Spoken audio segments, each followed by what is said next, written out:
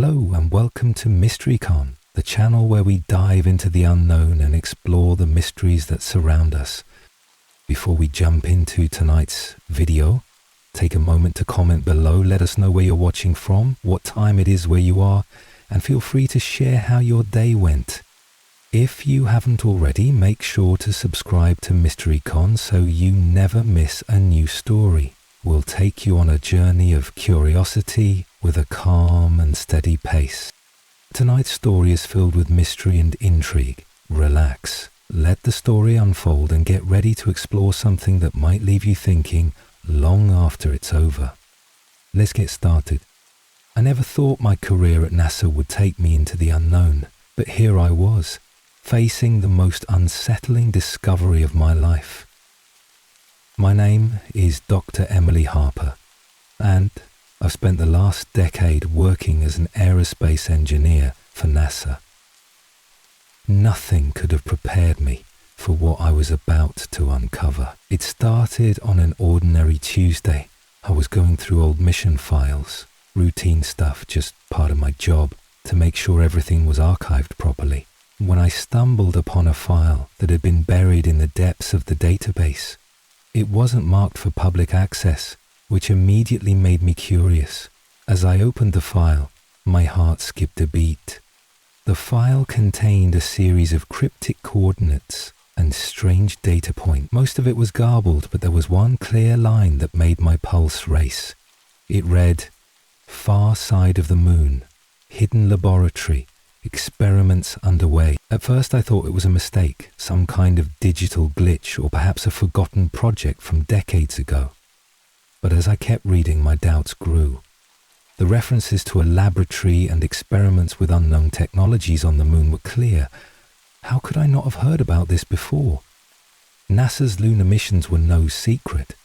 We'd sent astronauts to the moon for years. Yet there was nothing in the public record about a laboratory, especially one hidden on the far side of the moon. I tried to ignore it.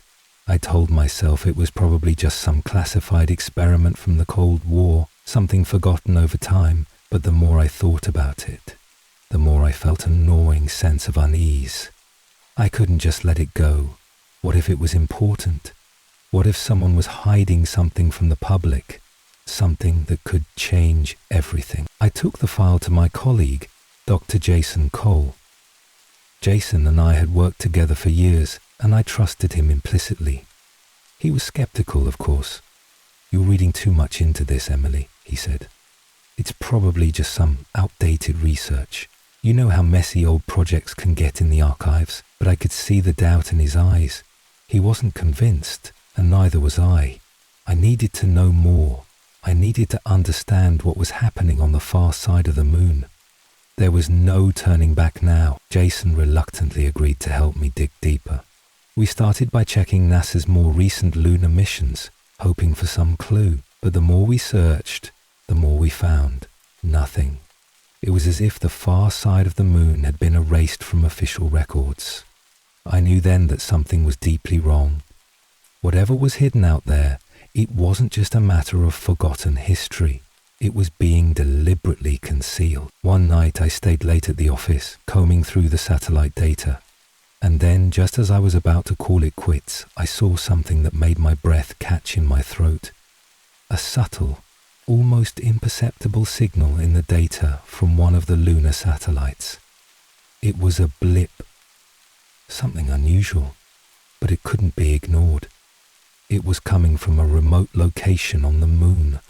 I couldn't help but wonder, was it possible that there was something there, something more than just the usual dust and rocks? That's when I realized this wasn't just a technical issue. This was bigger than I could ever imagine. Whatever was out there, on the far side of the moon, it wasn't just alien technology. It was a secret, an incredibly well-guarded secret. And I had just scratched the surface. I knew I had to go further. But I also knew the risks. The deeper I dug, the more I was stepping into a world of danger and secrecy I wasn't ready for. Yet, there was no turning back. I had to uncover the truth. The control room was eerily silent except for the hum of the alien device that loomed in the center, its pulsating energy a reminder of just how close we were to disaster. Time seemed to stretch, the seconds heavy with the pressure of what we had to do. Riker worked feverishly, his fingers a blur over the control panel, but I knew we didn't have much longer. Every moment we wasted brought us closer to the point of no return. Suddenly, a loud crash echoed through the hallway behind us. I turned sharply, my heart pounding. The mercenaries had found us. "They're here!" I shouted, my voice laced with urgency. Jason immediately stepped into position, blocking the entrance. He raised his weapon, eyes scanning the room for any sign of movement. We were cornered. No one was coming to help us now, and the countdown had already started. The elites had set their plan in motion, and we were the only ones standing in their way. Riker didn't look up from the control panel. His focus was absolute, but I could see the strain in his face. "I'm almost there," he said, his voice tight. "I just need a few more seconds to initiate the override." Seconds we didn't have. The door burst open and a group of armed mercenaries flooded into the room, their guns trained on us. Behind them, standing in the doorway with a smug expression, was Martin. His face, once an ally's face, now seemed like that of a stranger. A cold, calculating agent of the very system we had been fighting. "You're too late," Martin said, his voice full of mockery. "The device is already linked to the global network. The elites are ready. They're in control now. You never had a chance." I didn't reply.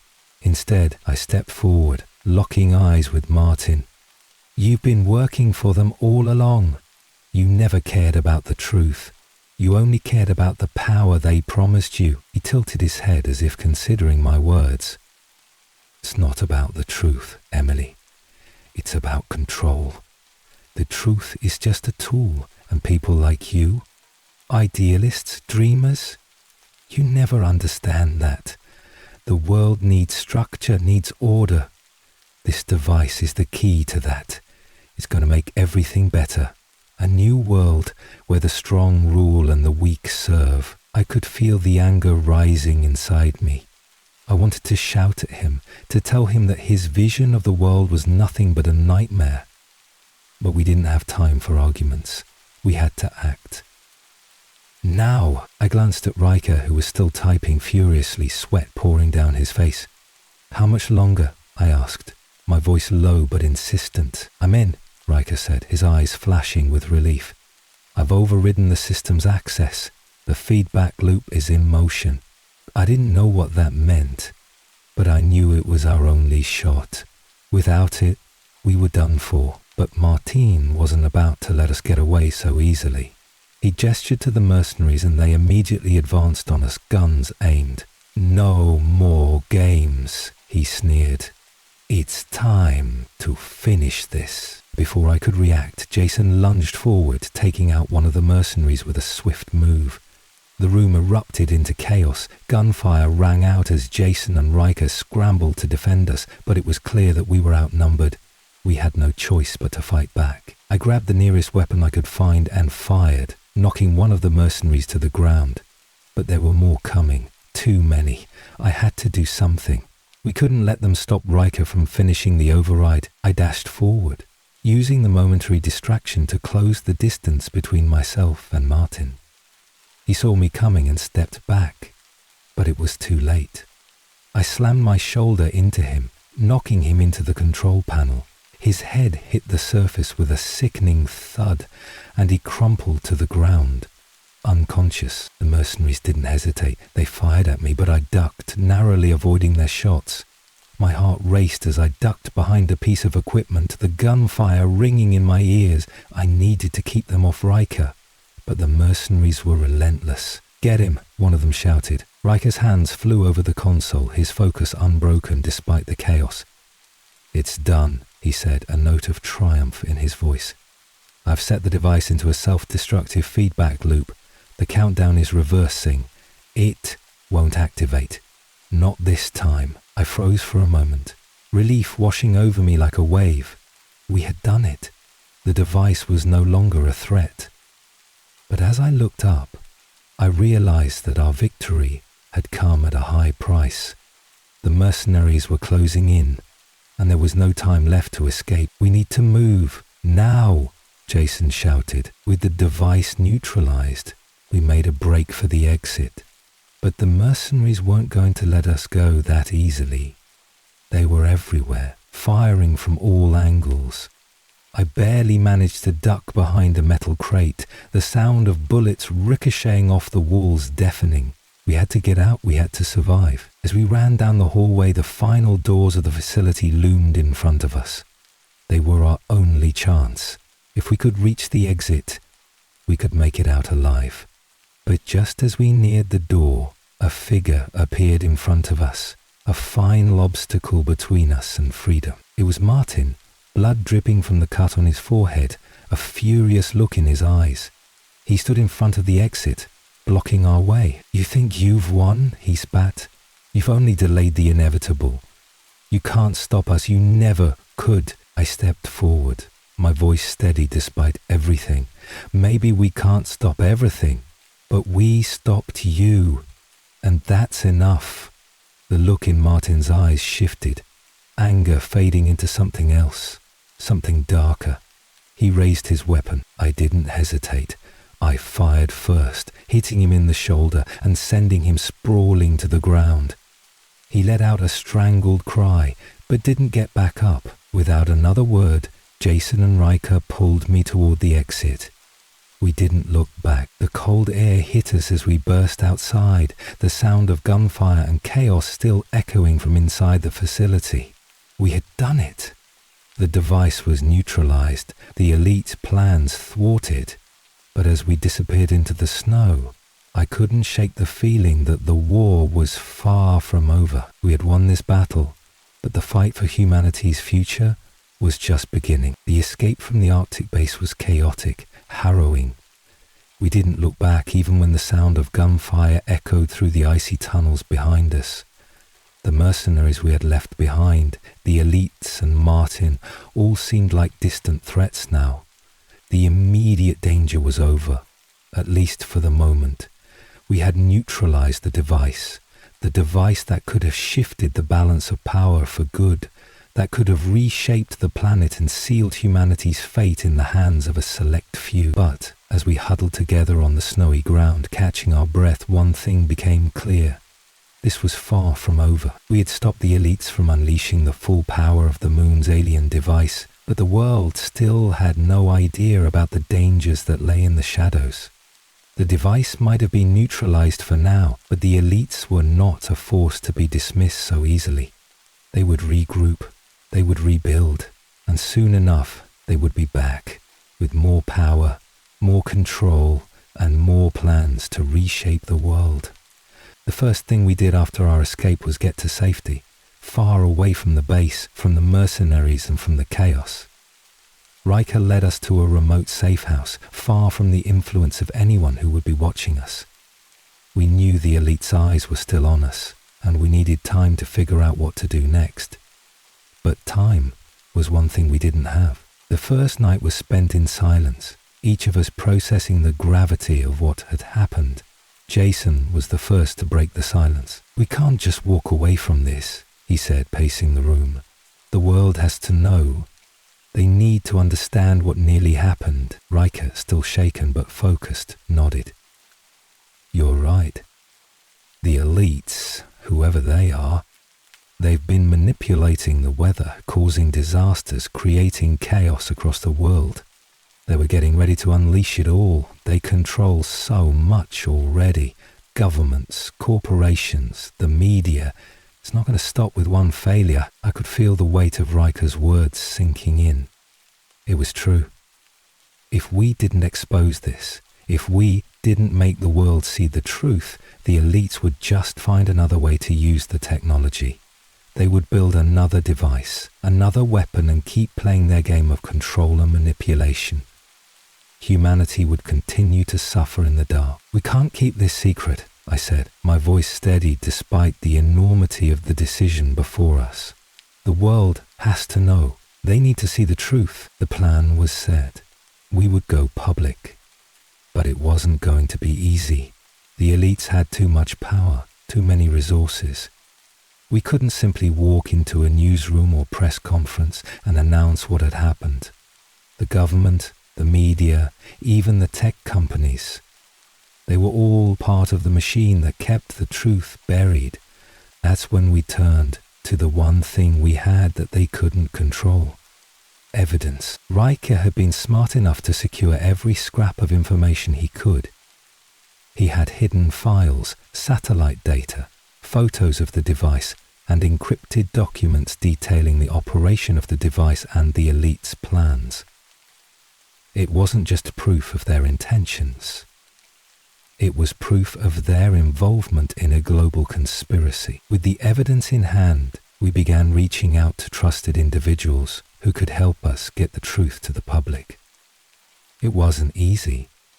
We couldn't trust just anyone. People who had once been in positions of power, journalists, whistleblowers, and former insiders now found themselves part of the game, caught between truth and fear. Eventually, we made contact with a few people who were still committed to the truth. People who, despite the risks, were willing to help expose the conspiracy for what it was.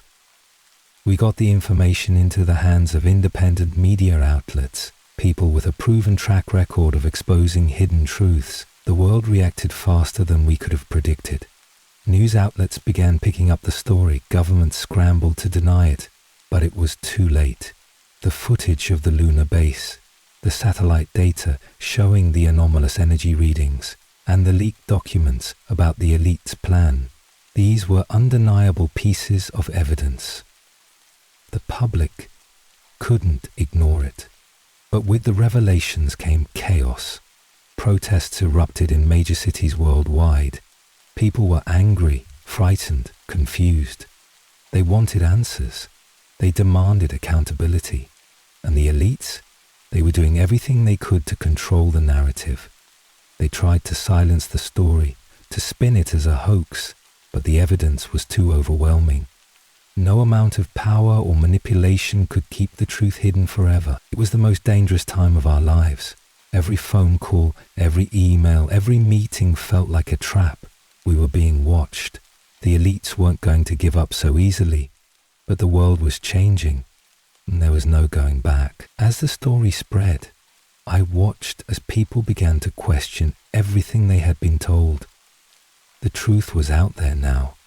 The device on the moon was real. The elites had manipulated the weather, triggered disasters, and caused untold suffering across the globe. They had tried to use alien technology to control the planet, to shape the future as they saw fit. And now, the world knew. But even as the truth spread, I knew it wasn't the end. The elites would fight back. They would attempt to regain control. But something had shifted. The balance of power had been broken. People were waking up to the reality of what was at stake.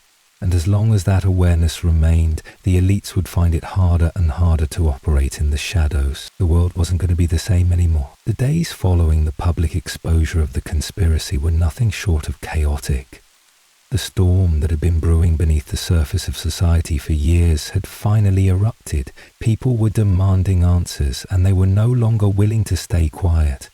The truth about the alien technology, the manipulative global elites, and their plans for control was out in the open. But the aftermath wasn't as straightforward as we had hoped. The media, once dominated by the elite's influence, now found itself fractured. News outlets, big and small, fought over control of the narrative. Some tried to debunk the claims, labeling them as conspiracies or exaggerations. But the evidence was too strong to ignore. Others embraced the truth, risking everything to tell the public what had really been happening behind the scenes. The world seemed to split in two: those who demanded accountability and those who tried to minimize the consequences. In the streets, protests raged. People flooded the streets of every major city, chanting for justice, for the elites to be held accountable. There was fear, certainly, and anger, so much anger. People who had lived in ignorance for so long now realized how deeply they had been manipulated. how little control they had over their own lives. Trust in governments and institutions shattered.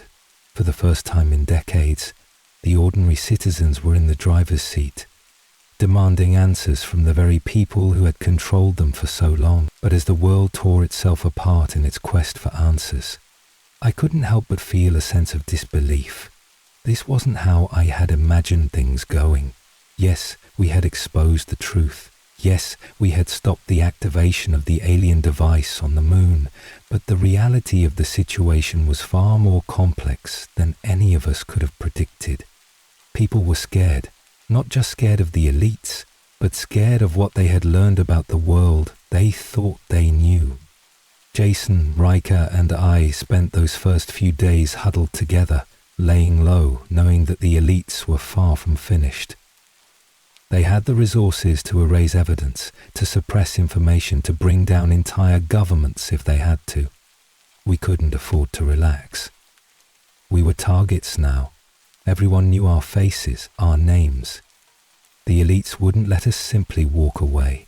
We need to be careful, Jason said, his voice grim as he stared at the TV, which was broadcasting yet another protest in a major city. They're going to come for us. They're going to try to clean up their mess. Riker nodded in agreement, his expression distant. The elites won't go down without a fight. They'll try to discredit us, undermine everything we've done. But we've opened a door that can't be closed. It was true. The elites still had their hands in the world's most powerful systems. But now they couldn't operate in the shadows as easily. There were too many eyes on them. And though the fight wasn't over, the power had shifted, even if just slightly. People were starting to see the system for what it truly was, and it scared the elites more than anything else. Still, we had to be smart. Hiding in plain sight was no longer an option. If they wanted us dead or silenced, they had the means. But we were still here. The truth had cost us everything, but it had also given us something else, a voice. And together, we could make sure it was heard. I spent the next few weeks working with a team of journalists and activists, helping to ensure that the evidence we had uncovered would not be buried again. We began releasing the rest of the documents, slowly and carefully, to ensure that nothing could be erased or manipulated. But the pressure was immense. Every day we saw reports of governments cracking down on dissent, arresting whistleblowers, and censoring information that threatened the global elite's grip. We weren't just fighting for our lives anymore. We were fighting for the future. The elites weren't the only ones reacting. As the truth spread, we started seeing a shift in how ordinary people viewed the power structures around them. Unions formed, grassroots movements gained momentum, and communities began organizing in ways that had seemed unimaginable just weeks before. It was as if a light had been switched on, and people who had spent so long in the dark were finally starting to see what they were up against. But with the world in turmoil, the fear of what might come next hung over us. How long could this revolution last? Would it be enough to topple the elites, or would they find a way to regain control? The future was uncertain, and that uncertainty gnawed at me every day. Through all of this, I couldn't help but think back to the device on the moon. We had stopped it, yes, but what other technologies were out there? What other secrets did the elites hide from the world? The device was just one small part of a larger web of power and manipulation. I had no doubt there were other hidden technologies, other plans, other dangers waiting in the shadows, but for now we had done what we set out to do. The world knew the truth, and despite the odds, despite the obstacles ahead, we had started something that couldn't be undone. One night, as we sat together in the safe house watching the chaos unfold on the news, I found myself thinking about the future. What would the world look like after all this? Would the elites regain control, or was this the beginning of something new? I didn't have the answers, none of us did, but I knew one thing for sure. This was only the beginning. The days after the public revelation felt like we were standing in the eye of a storm. The chaos outside continued, Cities swelled with protests while governments scrambled to contain the damage. But there was a stillness in the air around us, a momentary lull before the next wave of uncertainty. For every victory we had gained in exposing the truth, there was an underlying fear that something darker was waiting, biding its time. We stayed hidden, not because we were afraid, but because we knew the elites were far from finished. The truth had shaken their foundations, but we had only just started to expose their system. While people fought in the streets and demanded accountability, the elites were consolidating their power in the shadows, finding new ways to manipulate the world around them. Jason and Riker were working tirelessly to release more of the classified information, more of the documents that showed the full extent of the conspiracy. But as we dug deeper into the data, we began to see that the moon's alien technology wasn't an isolated project. It was just one part of a much larger network. The elites had their hands in everything. They had been weaving a web of control for decades, long before we had ever stumbled onto their radar. The device on the moon had been their most ambitious project, but it wasn't the only one. We uncovered records of other experiments, hidden technologies, other sites of manipulation, each more disturbing than the last. The elites had been creating an invisible infrastructure of control that extended far beyond climate manipulation. They had developed technologies to infiltrate digital networks, influence political structures, and control global markets. They had been positioning themselves to steer the future of humanity in whatever direction suited their agenda. Riker, his face drawn and exhausted from the constant battle to release the truth, was the first to say it aloud. It's bigger than we thought. The technology, the systems. They're not just for controlling resources. They're creating a new kind of power dynamic. One where they don't just control the climate or the economy. They control how people think, how they act. The realization hit us like a cold slap. It wasn't just about physical control, about food, water, and energy. They were shaping the very minds of the population, constructing a narrative so ingrained that no one even knew they were being controlled. But how could we fight something like that? How do we expose something so pervasive? I asked, my voice shaky with frustration. We can show the world what they've done with the device on the moon, but this is deeper, more insidious. How do we get people to see the truth when the very systems they rely on are the ones that keep them in the dark? Jason, ever the optimist, shrugged. We start with what we know. Every truth we expose, no matter how small, creates cracks in the system. The more we show people, the more they'll see the lies they've been living under. It's not going to be easy, but it's the only way. Riker gave a weary nod. Jason's right, we can't expose it all at once. We take it piece by piece, expose the layers of corruption, and let the world slowly wake up. But we need more allies. More people who understand what we're dealing with. It wasn't long before our next move came into focus. If the elites had been controlling the systems of information, we needed to create our own, independent of the powers that had once kept them hidden. We began working with journalists who had long fought to expose corporate and government corruption. We reached out to hackers, to whistleblowers, to anyone willing to help us break the chokehold the elites had on the truth. Our first big breakthrough came when we found a hidden digital archive, a massive collection of files detailing everything from covert military operations to financial dealings that spanned the globe. These files were the final piece of the puzzle. We had the technology, the alien device, the weather manipulation, but this was their blueprint. It was a map of their plans, how they intended to control not just the resources, but the very fabric of global society. The archive was a goldmine of information. It showed how the elites had infiltrated key institutions, banks, media companies and governments. There were names, dates, plans, proof, that the entire structure of power had been rigged from the inside. The people we had once trusted had been puppets, and the strings were controlled by the few who knew the true power of the technology on the moon. But as we prepared to release this new information, something shifted.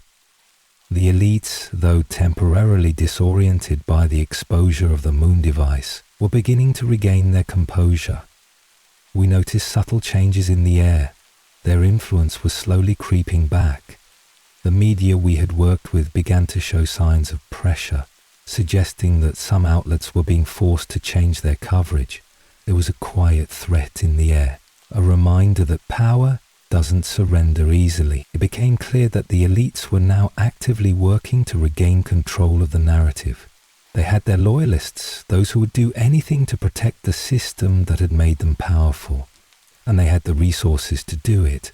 We were no longer just fighting for transparency. We were fighting for survival. The pressure mounted as we saw the first wave of retaliation. Journalists who had been working with us were suddenly silenced, disappearing from their posts, their stories removed from public view. Whistleblowers went into hiding, and worst of all, there were reports of people being quietly eliminated, their names removed from history as though they had never existed. But we couldn't stop.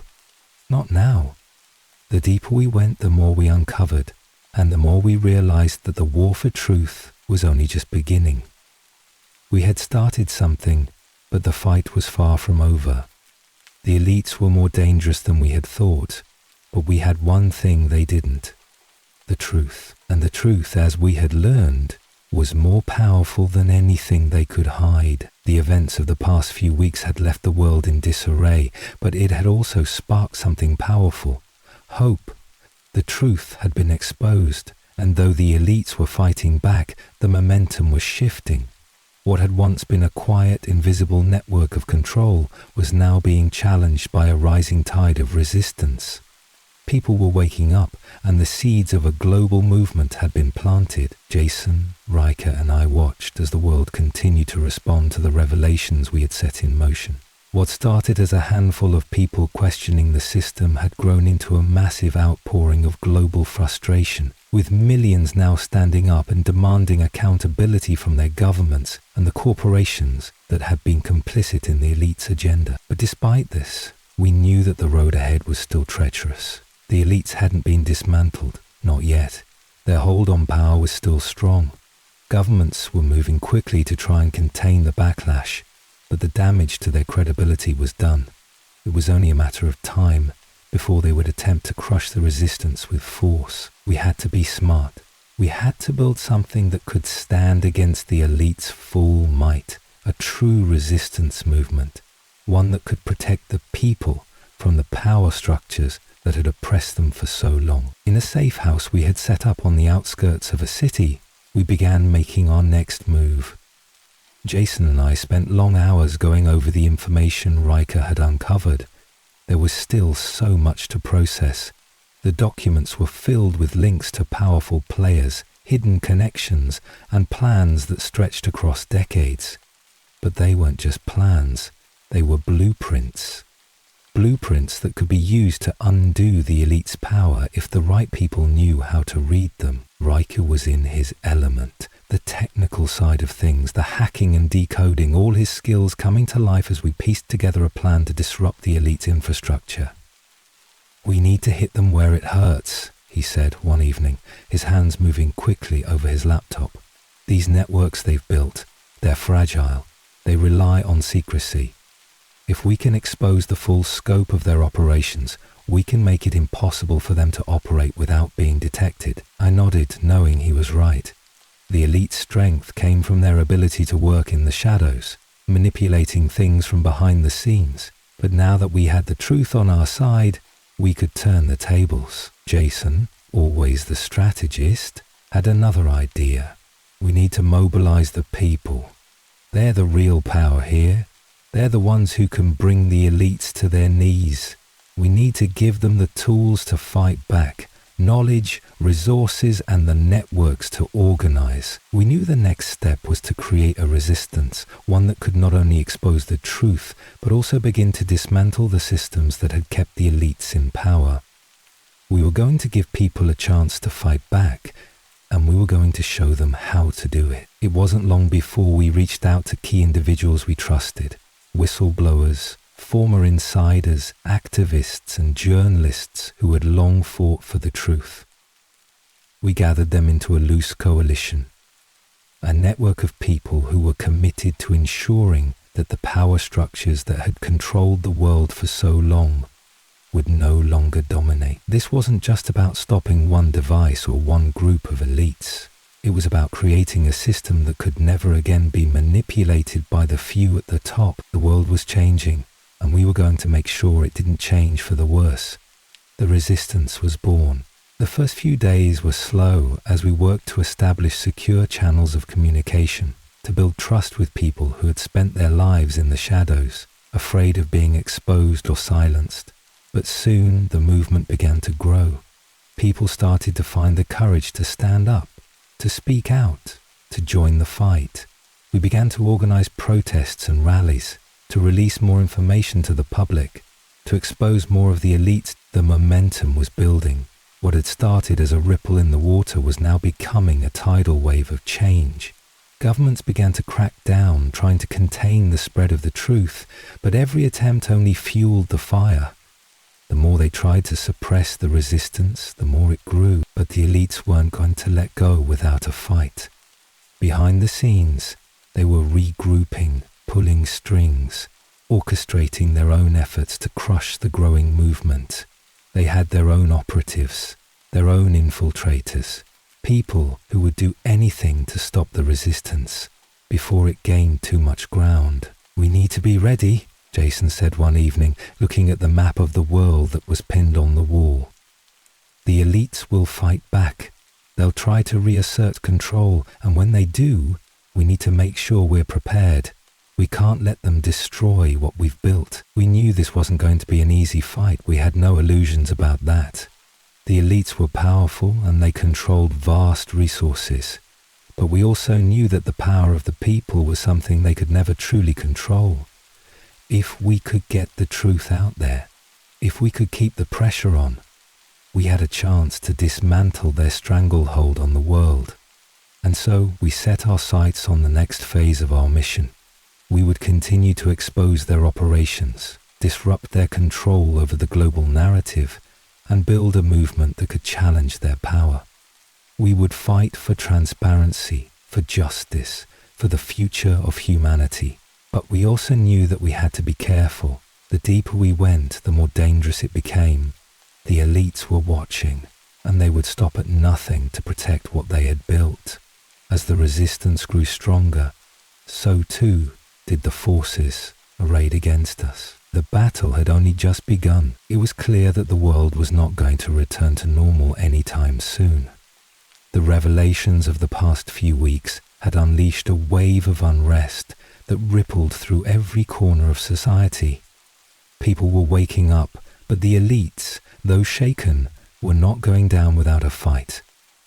The resistance was growing, but so were the dangers. We had expected backlash, of course. Any time a power structure as entrenched as the one we had exposed was threatened, there would be resistance. But what we hadn't anticipated was how far the elites were willing to go to maintain control. Their methods were darker than we had imagined, subtle, insidious, and more dangerous than we could have imagined.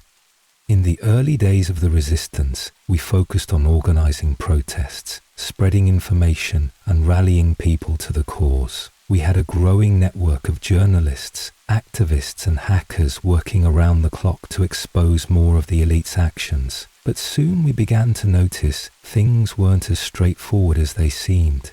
There were whispers of disappearances, people who had been in contact with us, trusted allies suddenly vanishing. Journalists who had helped us were silenced, their stories removed from the public record. Whistleblowers were found dead under mysterious circumstances.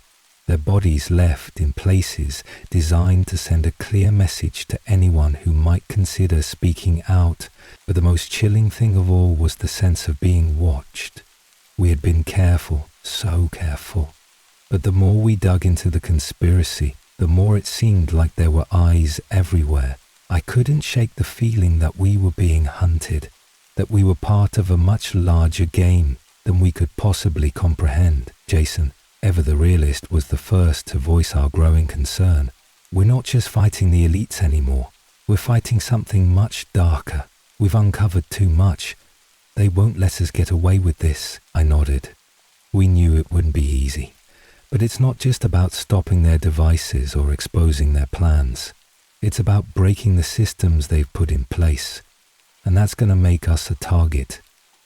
They've already started fighting back. Riker, who had been buried in his laptop for hours, finally looked up. It's worse than we thought. They've been monitoring the resistance since the beginning. They know who we are, where we are, and what we're doing.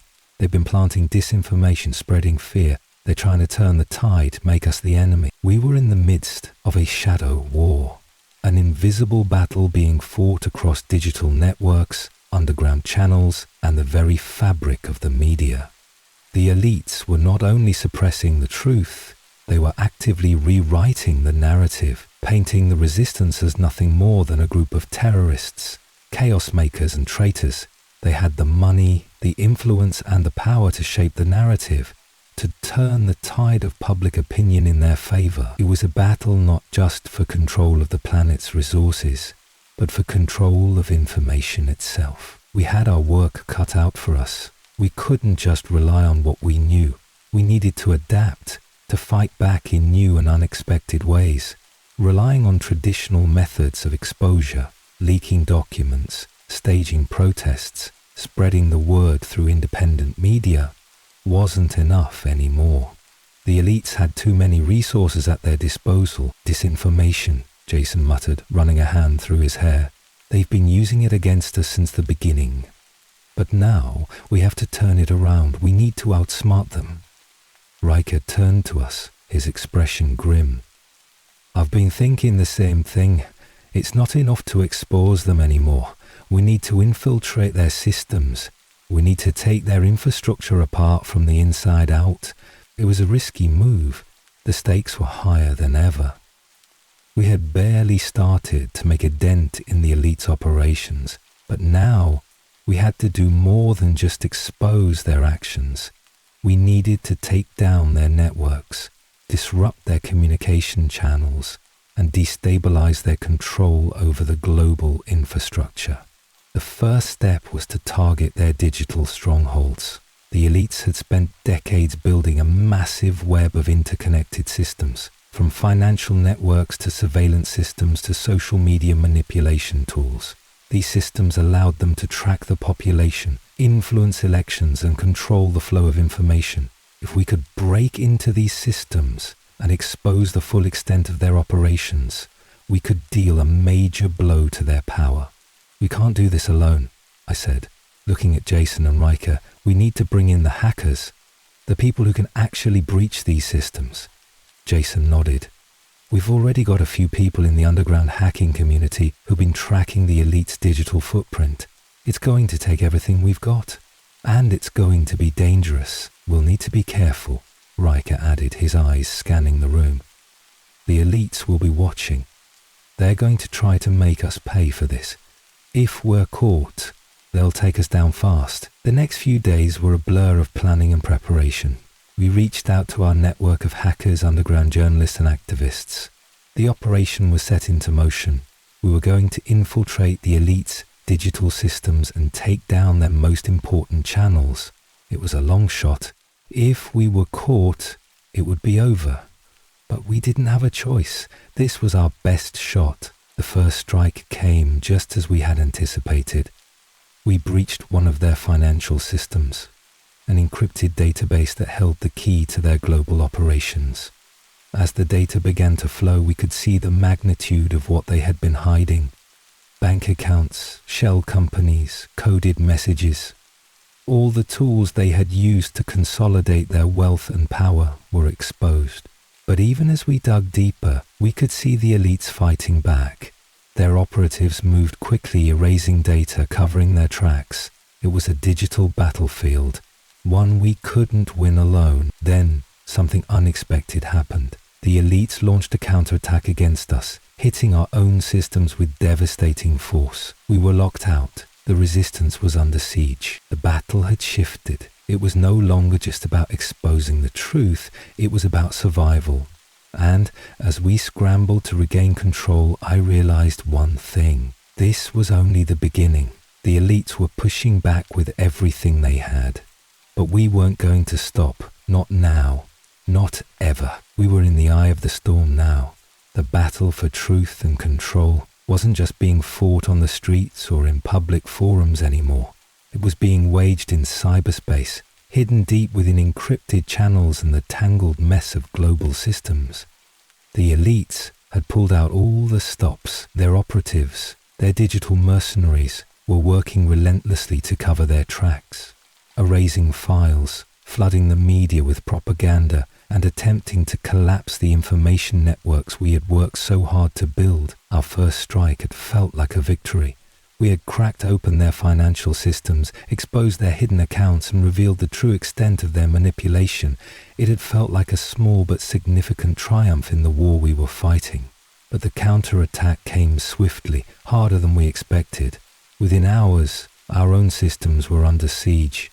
Our team of hackers had been infiltrated. Files were wiped, communications were cut, and we were left scrambling to regroup. But the resistance wasn't just about exposing the truth. It was about taking the fight to the elites, disrupting their power structures at the heart of their control. And this was where things would get complicated. The elites had a stranglehold on so many facets of the system: financial networks, global media, governments. Breaking it wasn't going to be easy, but we knew it had to be done. We couldn't let them silence us. We couldn't let them win. Jason paced the room, his mind running through the worst-case scenarios. "We need to keep pushing," he said, eyes hardening. "This is what they want. They want us to back down. But we're not going to let them shut us down." Riker, who had been working tirelessly to re-establish a foothold in the digital systems, nodded grimly. "They're getting smarter, but we can still hit them where it hurts. If we can keep breaking into their infrastructure, destabilizing their systems, we'll force them into a corner." I could feel the tension in the air. Every minute we spent on the defensive was a minute the elites were using to regain control. They had too much power, too many resources. But one thing they didn't have, one thing we had, was the will to fight. "We need to go bigger," I said, my voice steady despite the weight of what I was suggesting. "We've been playing their game. Now we need to change the rules." The plan was set into motion. We had spent weeks building a network of resistance across the globe. Whistleblowers, journalists, activists, and hackers had joined us in our fight. Now it was time to bring that network into the forefront of the battle. It wasn't enough to disrupt their systems. We had to expose the system itself. Every part of the machine they had built needed to be revealed. We needed to make the world see how deeply the elites had infiltrated every facet of society, how the manipulation of resources and information was not just a matter of control. It was about shaping the future of the planet according to their will. The next day, the world got a taste of the new offensive. We launched a global hack, an operation designed to expose the true extent of the elite's control. It wasn't just financial data this time. We targeted every sector they had infiltrated: governmental communications, corporate secrets, media manipulation, and even private security firms they had been using to enforce their agenda. We unleashed the floodgates. The flood of data came crashing in, and the world began to see the strings pulling at the heart of society. But with this exposure came massive fallout. The elites didn't just retreat, they retaliated. The moment our hack went live, government officials in several countries declared a state of emergency. They attempted to block access to the leaked data, shut down our communication channels, and censor everything they could. People were arrested. Journalists who had been working with us were detained and in some cases disappeared. The counteroffensive was swift and brutal. "We're losing control of the narrative," Jason said, frustration creeping into his voice. "They're framing this as an attack, not a liberation. It doesn't matter how they frame it," I replied, trying to keep calm despite the chaos unfolding. "We're showing the world the truth. No amount of censorship can change what's out there now. They've been exposed." But as the days wore on, it became clear just how deep the battle would go. The elites had their own army. They had armies of operatives, digital soldiers and mercenaries, and they were using them to fight us, to silence us. Our leaks were being buried, our systems attacked, and the resistance was running out of time. The media was the next battleground. We couldn't rely on traditional outlets anymore. They were compromised, either directly controlled by the elites or under intense pressure to keep the truth suppressed. We needed to go outside the system, creating independent platforms that could bypass their control. Our team had already started working with underground journalists and activists, finding ways to broadcast to the public without interference from the elites' corporate and governmental enforcers. But even with our new channels in place, there were moments of panic. People in the streets were desperate for change, but the elites had already begun to turn the tide. The elites' media machine was in overdrive, flooding every outlet with misinformation about the attackers, labeling us as anarchists and terrorists, framing the resistance as nothing more than chaos in an otherwise stable world. That's when we realized this wasn't just about exposing the truth. It was about creating a movement. We weren't just fighting a battle for information. We were fighting for the hearts and minds of the people. They needed to see that this wasn't just a few outliers trying to bring down the system. It was about breaking the chains that had held them back for so long. "We need to make sure the people know we're with them," Jason said, as he looked over the latest report of riots and arrests. "We can't let them turn this into a war against the people. We need to show them that this is for their future." Riker nodded. "If we keep pushing, if we keep showing them the cracks in the system, they'll see the truth. It won't be easy, but if we give them the tools, they'll fight alongside us." The next phase of our strategy became clear. We would start organizing mass movements, not just protests, but global, decentralized efforts that would bring people together to tear down the systems of control piece by piece. This wasn't a battle for information anymore, it was a battle for freedom. As we prepared to launch the next phase of our operation, I couldn't help but wonder how far this would go. The elites had underestimated the resistance. They thought they could crush us, but they had no idea what they were up against. We weren't just fighting for a new world. We were fighting for the future of humanity itself. The world was a powder keg. We had exposed the truth, and the elites were scrambling to maintain their grip on power. But as the days stretched on, something unexpected happened. The people began to wake up in ways we had never anticipated. What had started as a few isolated protests, a handful of rebellious voices calling out the injustices of the elites, had transformed into a global movement. A movement that was no longer just fighting for justice, but fighting for a future where the truth and transparency reigned. The elites may have had their resources, their control over media and their digital mercenaries, but they couldn't fight the sheer will of a people united. As news of our revelations spread, it wasn't just the activists or whistleblowers that joined the cause. It was the everyday person, the workers, the students, the parents, who saw their world for what it was and decided it was time for a change. "We've hit a tipping point," Jason said, his eyes scanning the latest reports of protests and sit-ins spreading across continents. "This isn't just about us anymore. It's bigger. People are finally starting to understand what we've been telling them." I could feel the energy in the air. The resistance was no longer a small group of fringe activists. It was a movement a global movement. People were rallying behind our cause in ways we had only dreamed of. The elites had underestimated the resilience of humanity, but the public wasn't just angry anymore. They were mobilized. They were fighting not just for a better world, but for the future they had been denied for too long. The people are ready, Riker said, his voice tinged with something that could have been hope, something we hadn't felt in a long time. We've shown them the truth, and now they're taking the reins. It's like a spark has been lit, and the fire's spreading. We had gone from leaking documents and hacking systems to organizing mass demonstrations, to building decentralized networks of communication that bypassed the elite's control. It wasn't just about releasing data. It was about empowering people to take action. The fight wasn't just about us anymore. It was about the collective will of the world, rising up and demanding change. But even as the movement gained strength, there was a growing sense of urgency. The elites weren't sitting idly by. They were pulling strings, trying to reassert their control.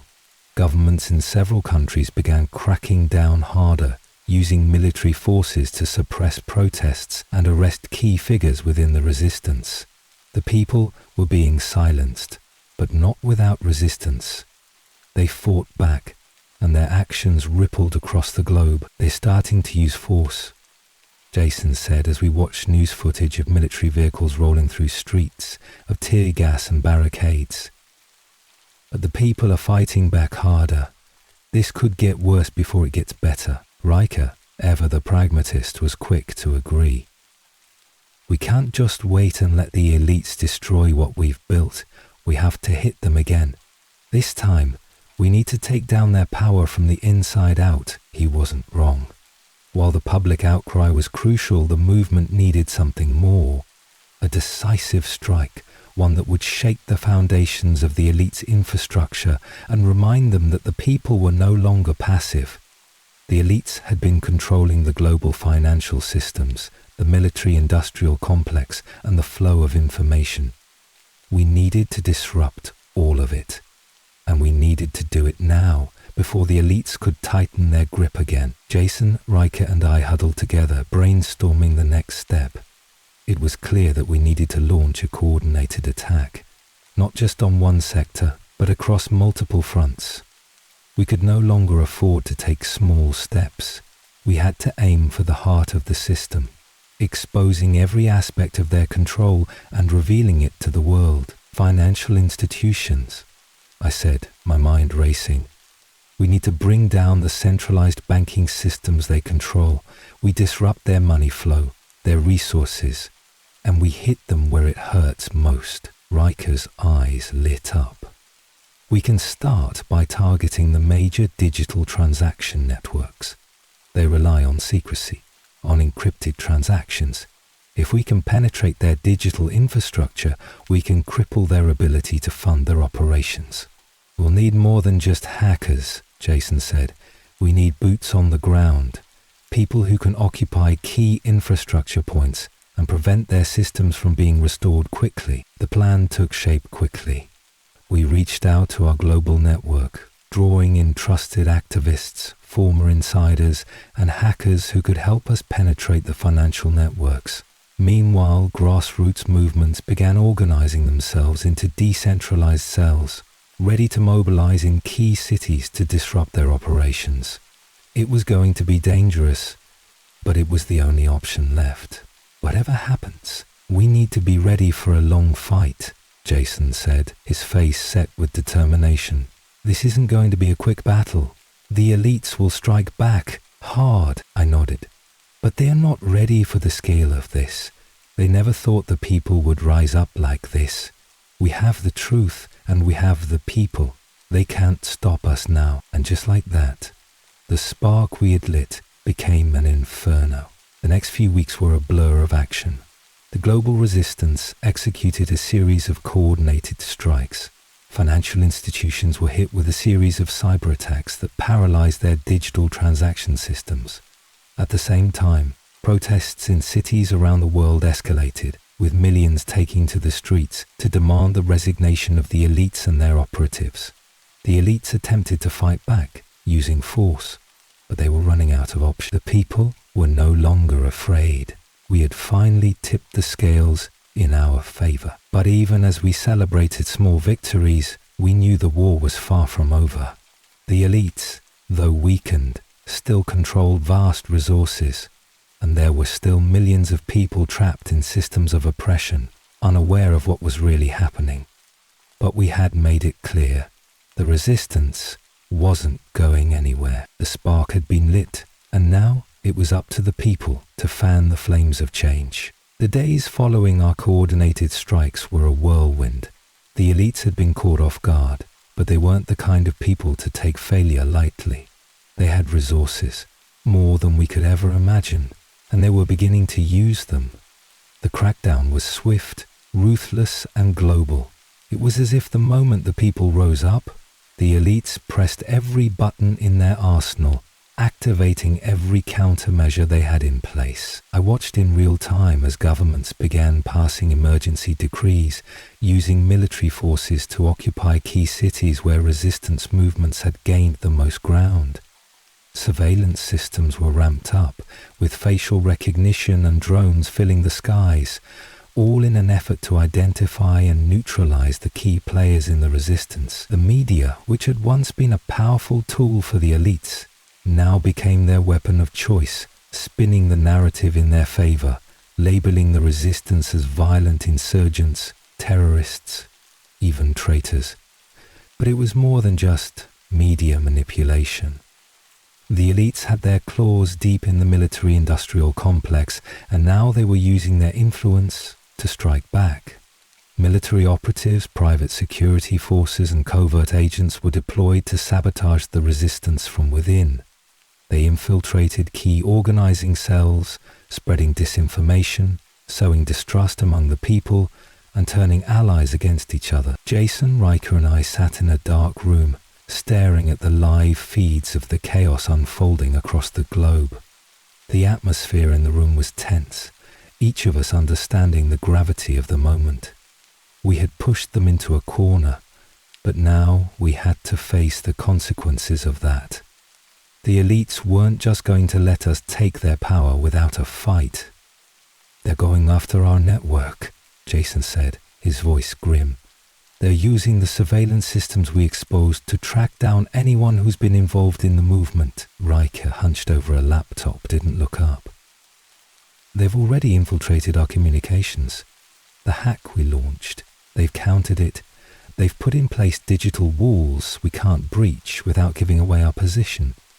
They're too well equipped." I clenched my fists, frustration simmering beneath the surface.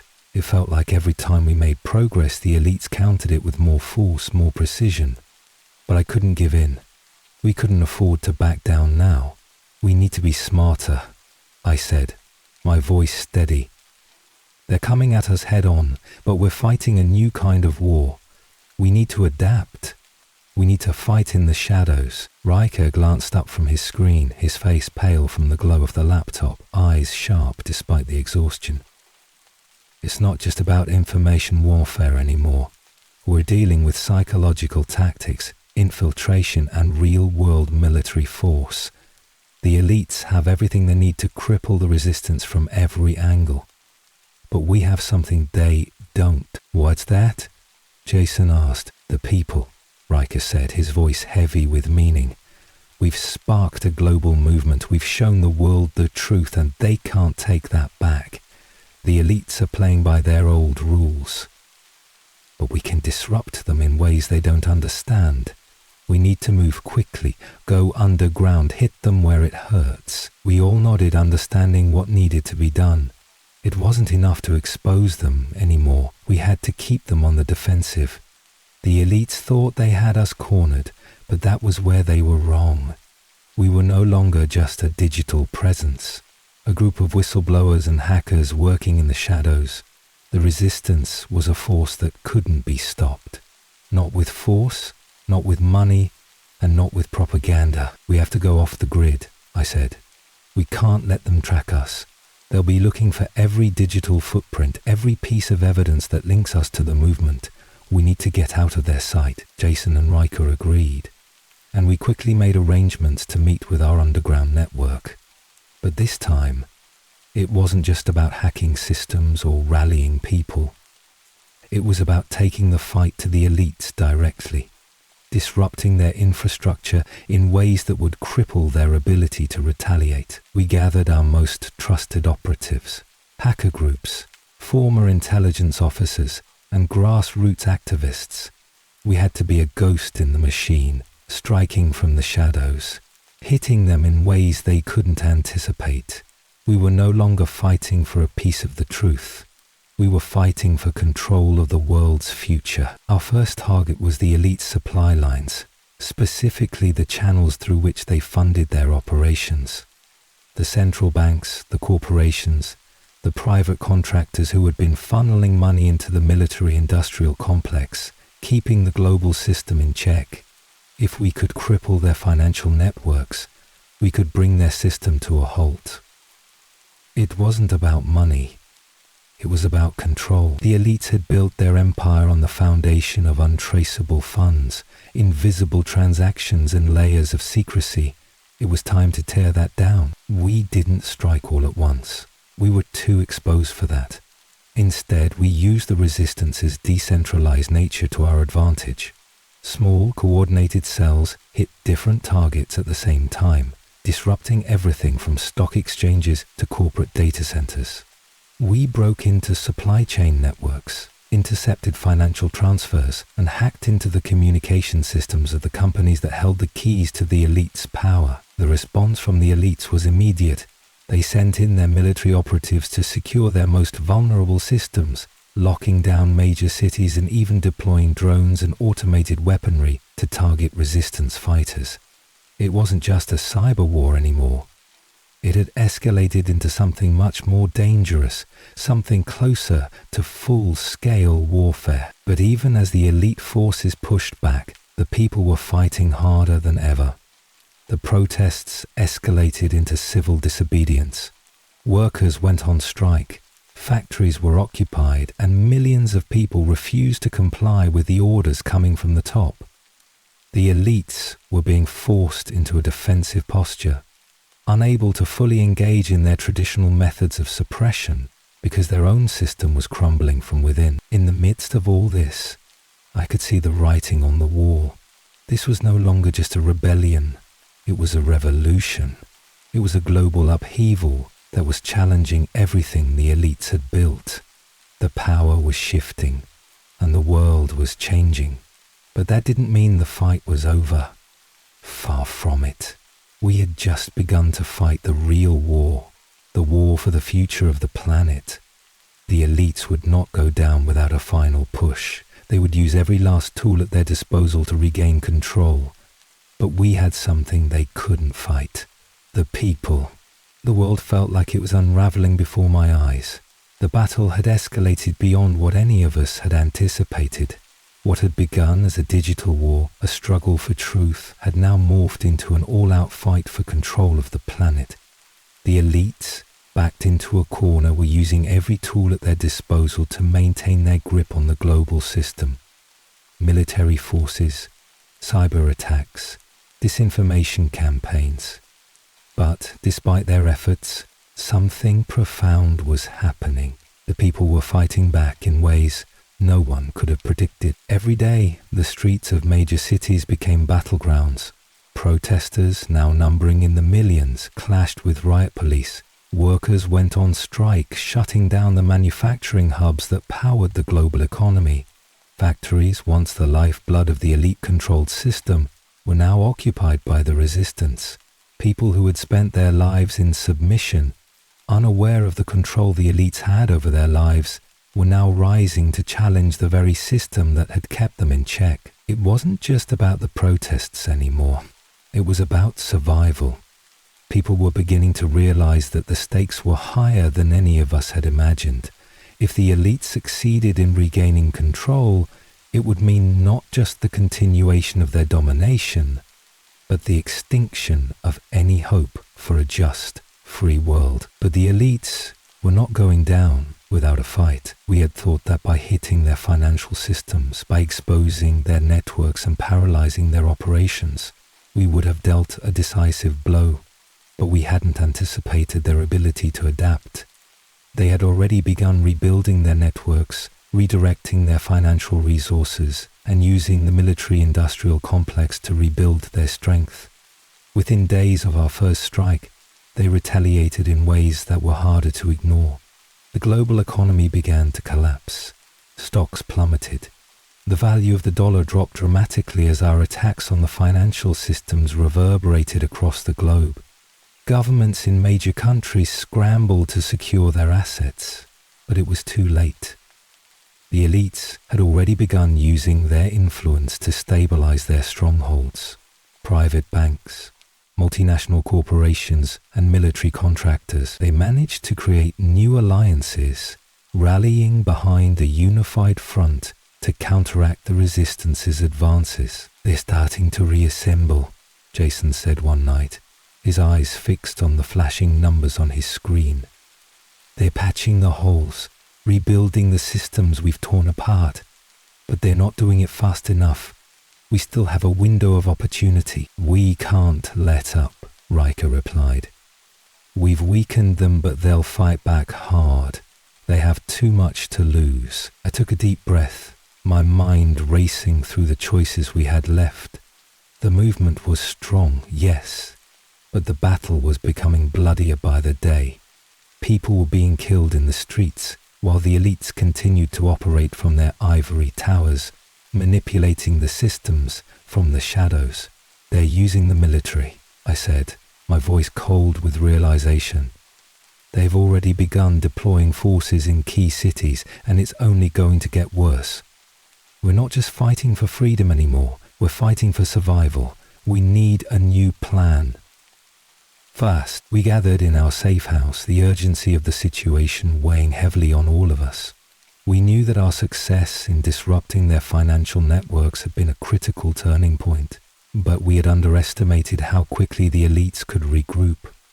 What was worse, they were using the same strategies we had used: networking, hacking, spreading disinformation. They were now attacking us on every front, flooding the media with propaganda and labeling us as terrorists, traitors and anarchists. "People are starting to lose hope," Riker said. "The longer we stay in hiding, the more they think we're losing. We need to show them that we're still in control.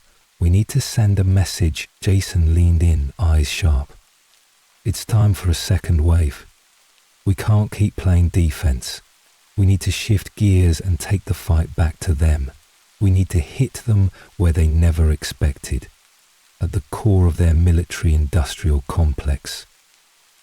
We'll cut off their ability to fight back." We all knew what that meant. Their military operations were built on a massive web of private contractors, weapons suppliers, and surveillance networks. Without those systems, they wouldn't be able to maintain their stranglehold. If we could hit them at the very core of their military infrastructure, we could break their ability to control the battlefield. The plan was simple, but execution would be far from easy. We'd have to infiltrate their supply lines, disrupt their weapons manufacturers, and cripple their surveillance operations. We would use our global network to strike key locations simultaneously, creating chaos that would throw their entire military structure into disarray. But even as we set our plan in motion, we couldn't shake the feeling that we were running out of time. The elites were getting desperate. They would throw everything they had at us, and they had more than just money and resources. They had an army. As the first phase of our new offensive began, it felt like the whole world was holding its breath. Every strike we launched, every successful disruption was met with immediate retaliation. The elites were coming at us with everything they had, but there was something different this time. We weren't just a few people hacking into systems anymore.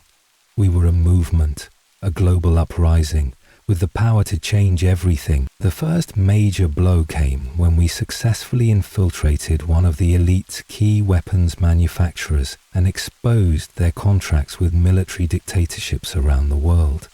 We released the data to the public. Every shipment, every payment, every connection that linked the elite's financial empire to the bloodshed and oppression that they had been fueling for years. It was a devastating blow, one that showed the world just how far the elites had been willing to go to secure their power. But as we celebrated the victory, we knew the real battle was just beginning. The elites would retaliate. They would fight back harder than ever before. The next few days were filled with mounting pressure as we prepared for their counterattack. The elites had been backed into a corner, and when that happens, the only thing left to do is strike back. The fight had reached its breaking point. This wasn't just about information anymore. This was about survival, about ensuring the world had a future free from the manipulation of the powerful few. We had pushed the elites to their limit. But would it be enough? Would the people rise to meet the challenge, or would the elites reclaim control and crush the resistance once and for all? The next few weeks would decide everything. The resistance wasn't just fighting for freedom anymore. We were fighting for the future of the planet itself. The more I thought about the mysterious data, the less I could shake the feeling that I had just touched the tip of an enormous iceberg. Every instinct in my gut screamed that this wasn't just some classified mission from years ago. This was something alive, something still ongoing, hidden from the public for a reason. It was a puzzle I couldn't ignore. I spent the next few days holed up in the office, combing through every scrap of information I could find on the far side of the moon. The data from the satellite wasn't much, but it was enough to get me started. The coordinates pointed to an area near the moon's south pole, a region rarely explored. The energy signatures, however faint, hinted at something artificial, something manufactured. The anomaly didn't match anything known to us, no natural phenomenon, no asteroid, no piece of equipment we had sent up.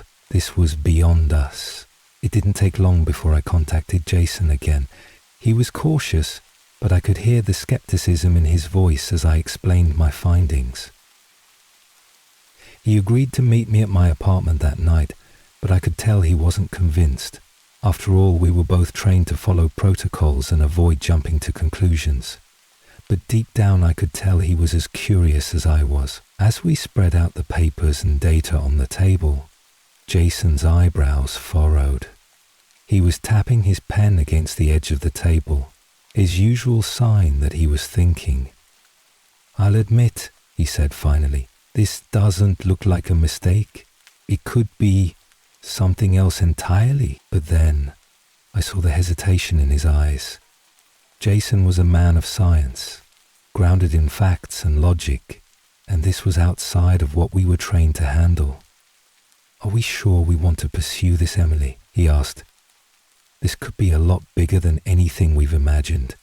It might be dangerous." I knew he was right.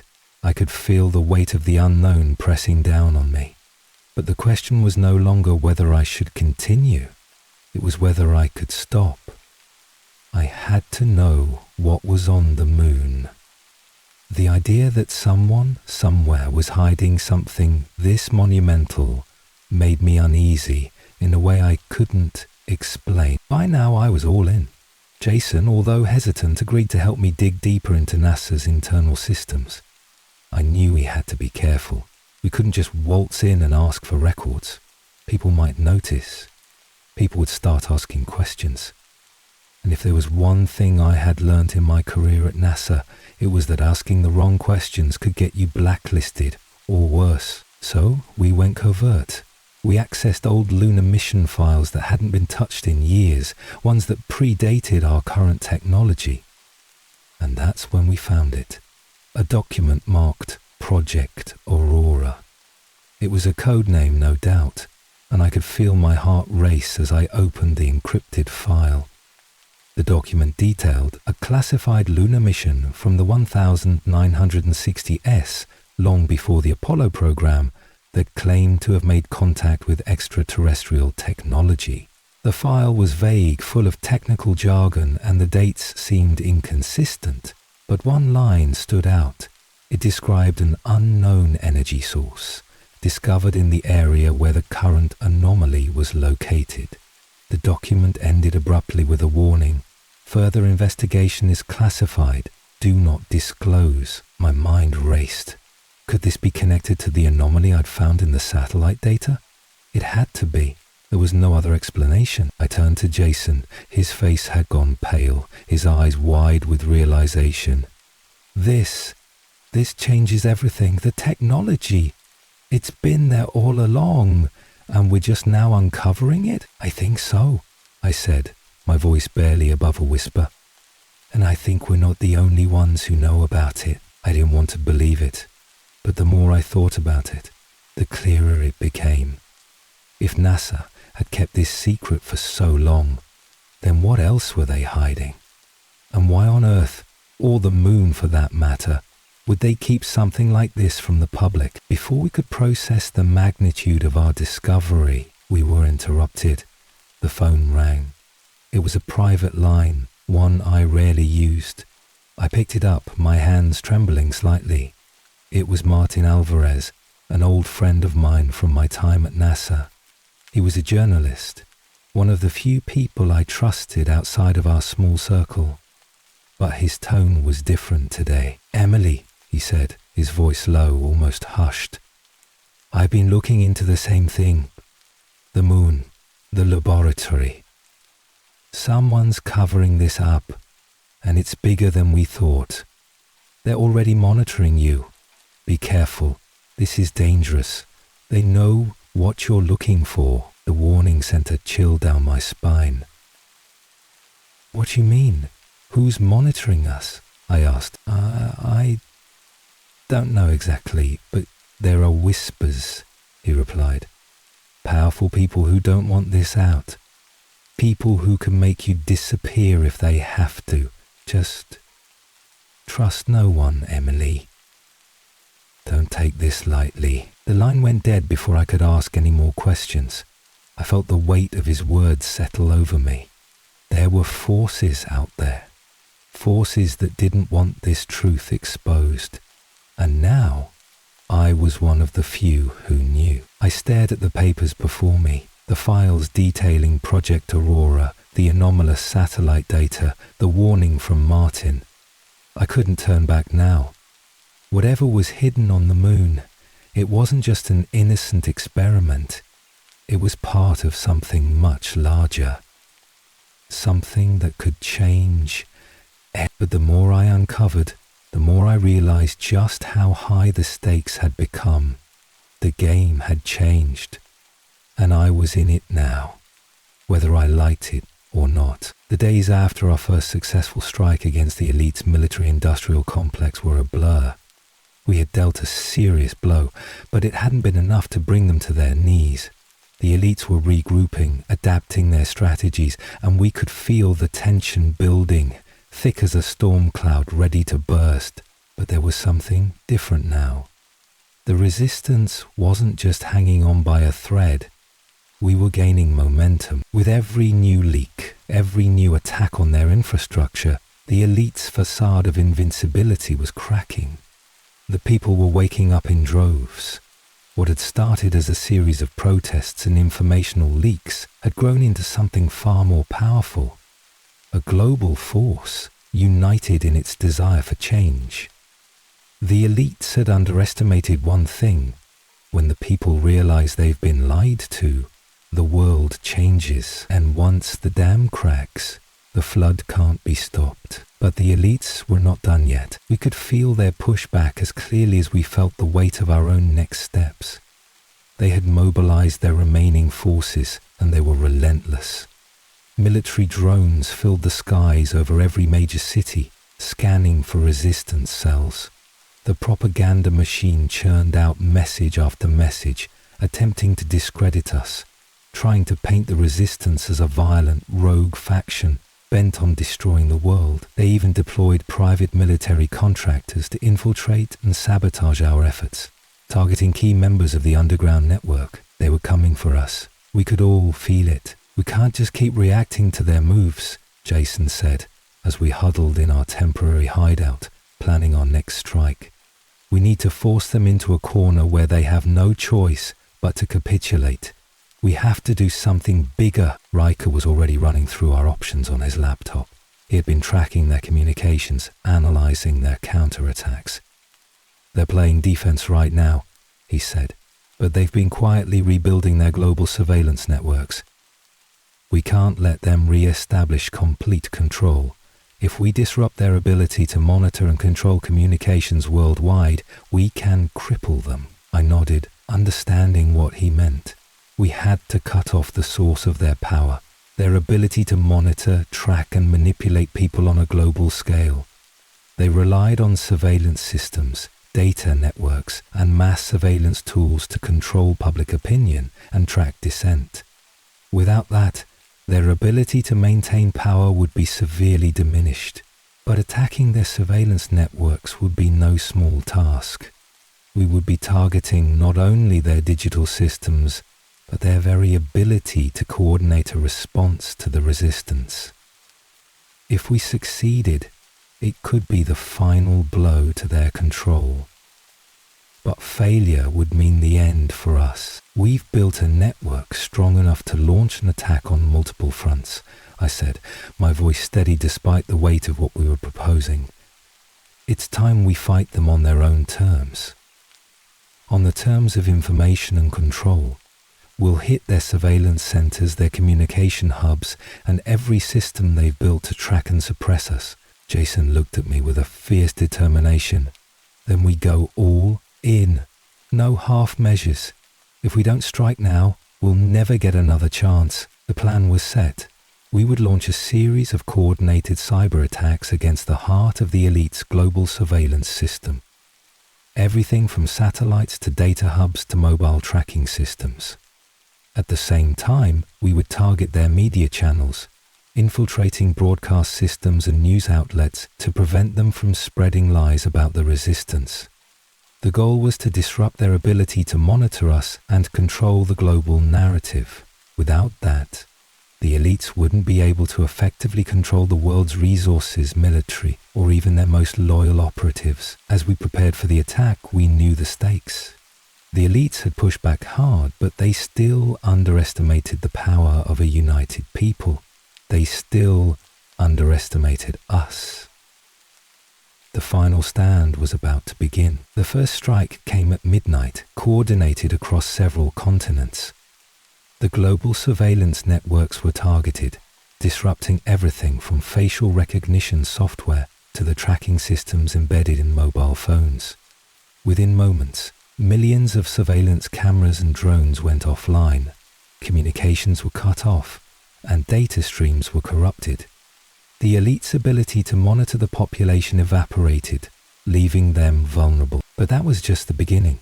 While the elite scrambled to respond to the disruption of their surveillance networks, we launched the second wave, an assault on their media infrastructure. We infiltrated key broadcasters, exposed their lies, and broadcasted the truth to millions around the world. In real time, we revealed the extent of their manipulation and control, showing the world not just what they had been hiding, but how far they were willing to go to suppress the truth.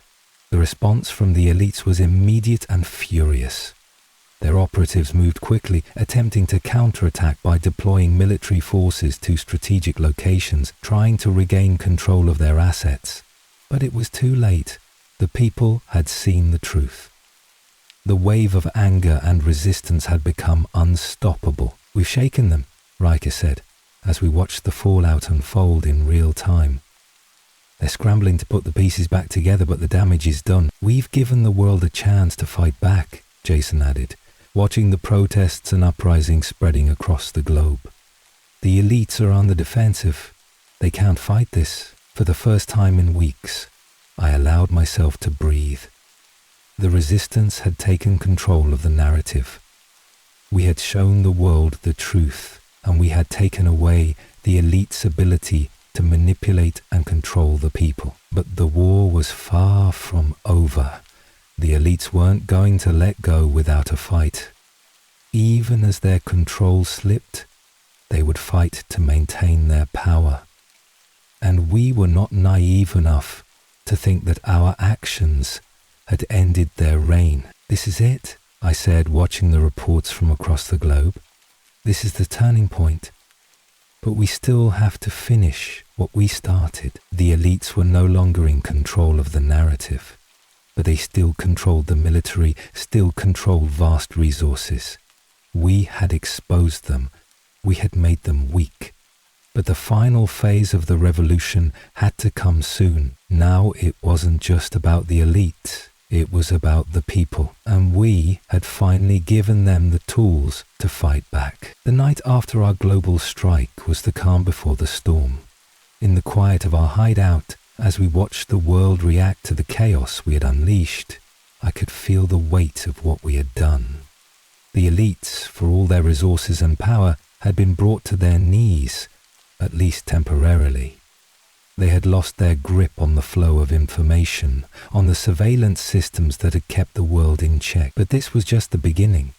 The battle had been won on a single front, but the war was far from over. As we sat in front of the screens, watching the protests escalate across the globe, the realization dawned on us. The people were no longer passive participants in the system. They were the driving force of change, and the elites' carefully constructed empire was beginning to collapse under the weight of their own corruption. But there was still much to do. The elites still had their private armies, their loyalists, and the military-industrial complex. They had not yet lost everything. We've disrupted their control, Jason said, his eyes glued to the unfolding images of civil unrest. But they're not just going to sit back and watch this happen. We've hit them hard, but they've got an army. We have to prepare for what's coming next. Riker, who had been working tirelessly to keep our systems running despite the constant attacks, looked up from his screen. I agree. They've been backed into a corner, but they'll fight back.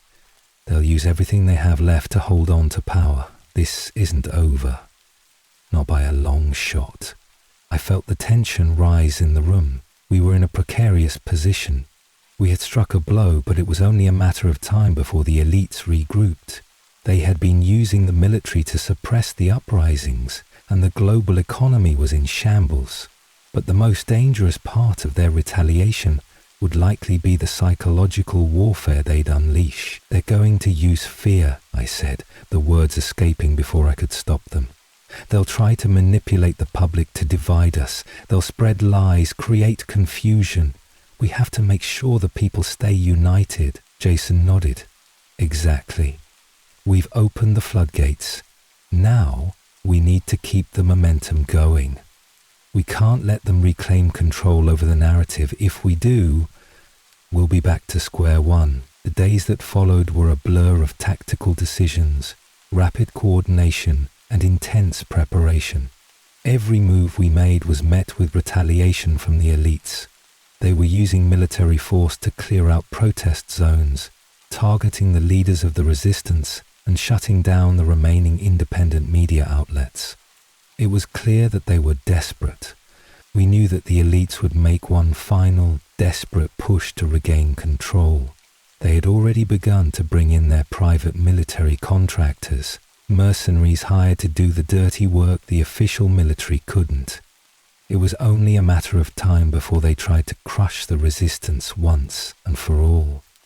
We had one shot. If we were going to win this war, we had to confront the elites head-on, take the fight directly to their strongholds and force them to capitulate. This wasn't going to be a battle of information anymore. This was a battle for survival. We need to find the source of their power, Riker said as he scrolled through encrypted files. It's not just about their military. It's about the private corporations that fund them, the contractors they use, the banks that prop them up. If we take out their financial lifelines, we'll cripple their ability to fight back. We had already attacked the financial systems once, but this time we needed to go further. We needed to target their major backers, the corporations and banks that supported their military operations and their control over the global economy.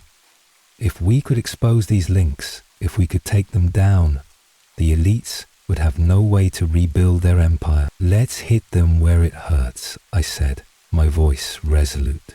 We'll launch a coordinated attack on their financial institutions. But this time we do it differently.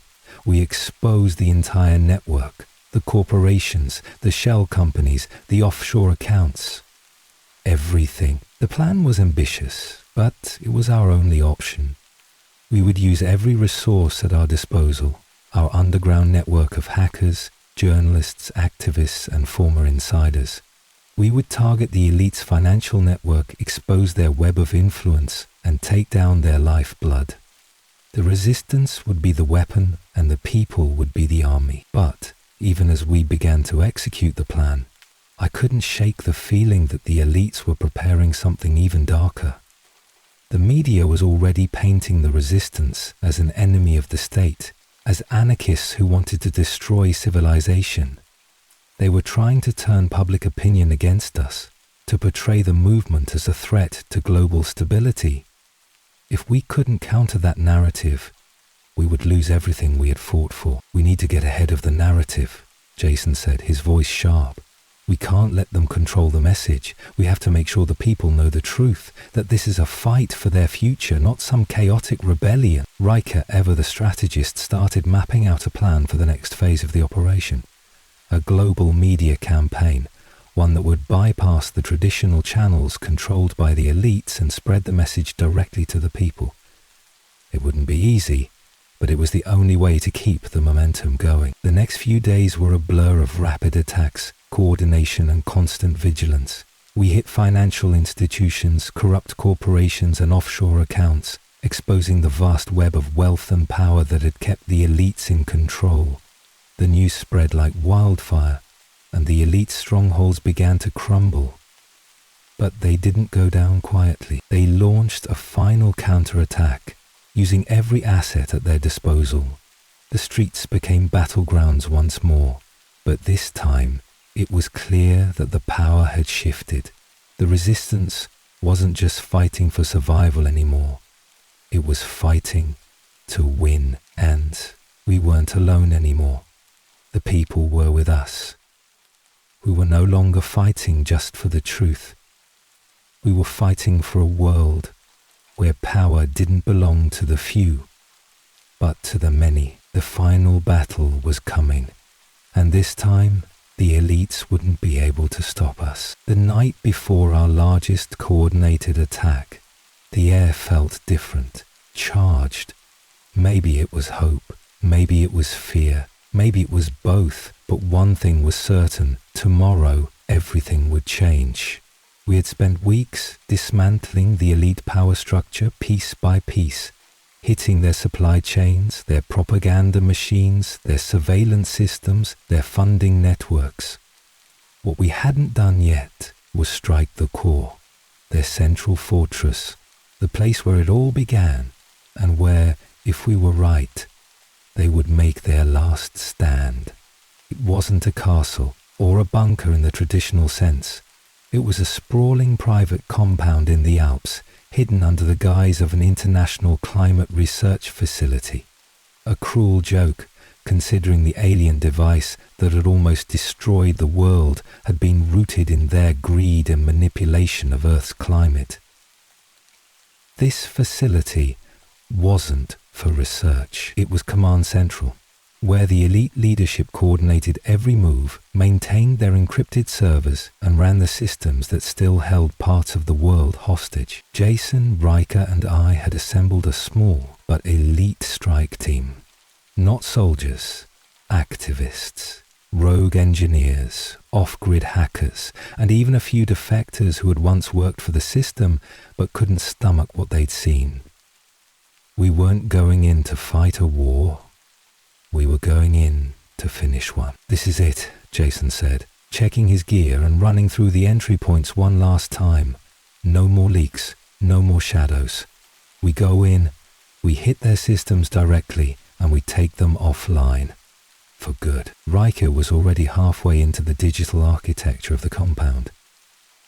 "I've breached 2 of their backup lines. Once we're in, I can collapse the network. But someone's going to have to manually initiate the shutdown at the core." "I'll do it," I said, without hesitation. Jason gave me a look.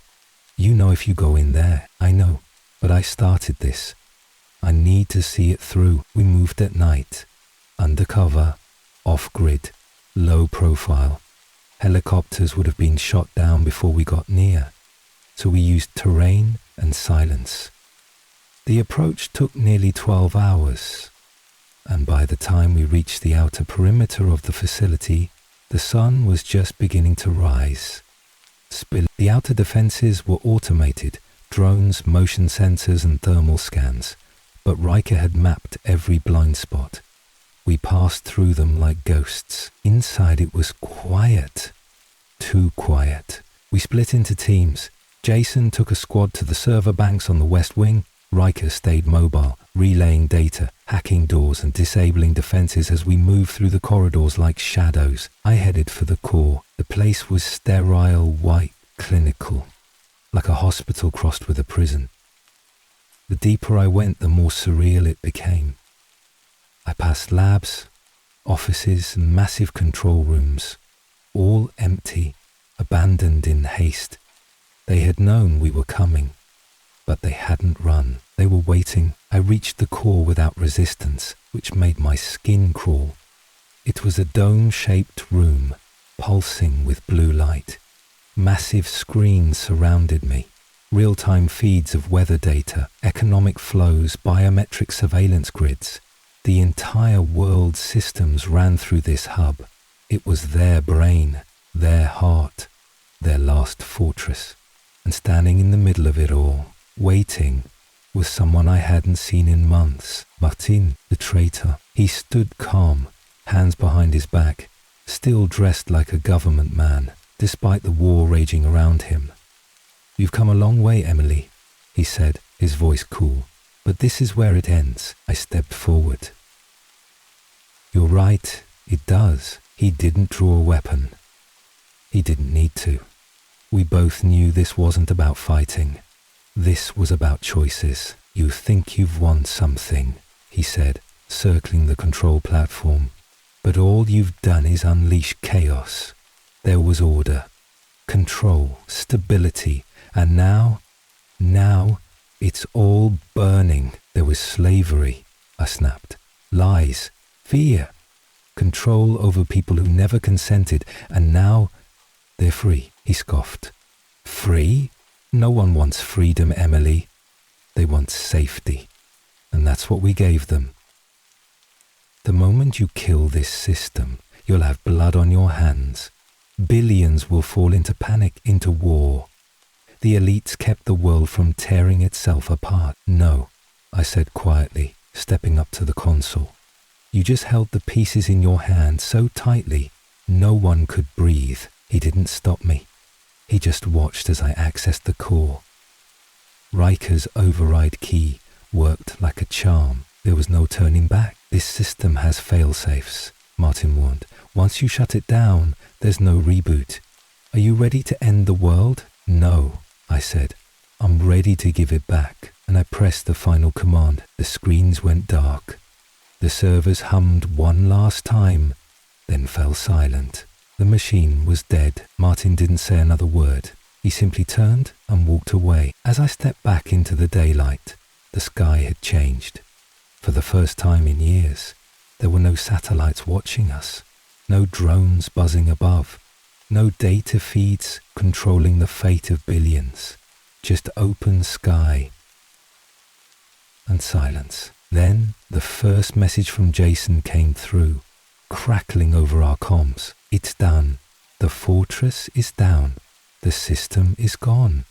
Emily, we won." The silence after the collapse of the elite system was deafening. For the first time in years, there were no drones in the sky, no satellites monitoring our every move, no propaganda bombarding us from every direction. The world had stopped spinning on the axis of secrecy, and the only sound now was the distant hum of life itself. A sound that had been drowned out by the noise of control for far too long. When we first started this journey, I didn't know what the end would look like. I didn't know if we'd win or lose, or if we'd even survive the fight. But now, as the dust settled and the digital empire that had once ruled the world lay in ruins, I realized that something had fundamentally shifted. The resistance had done what was once thought impossible. We had taken down the elites and exposed their web of control. But with that victory came another question.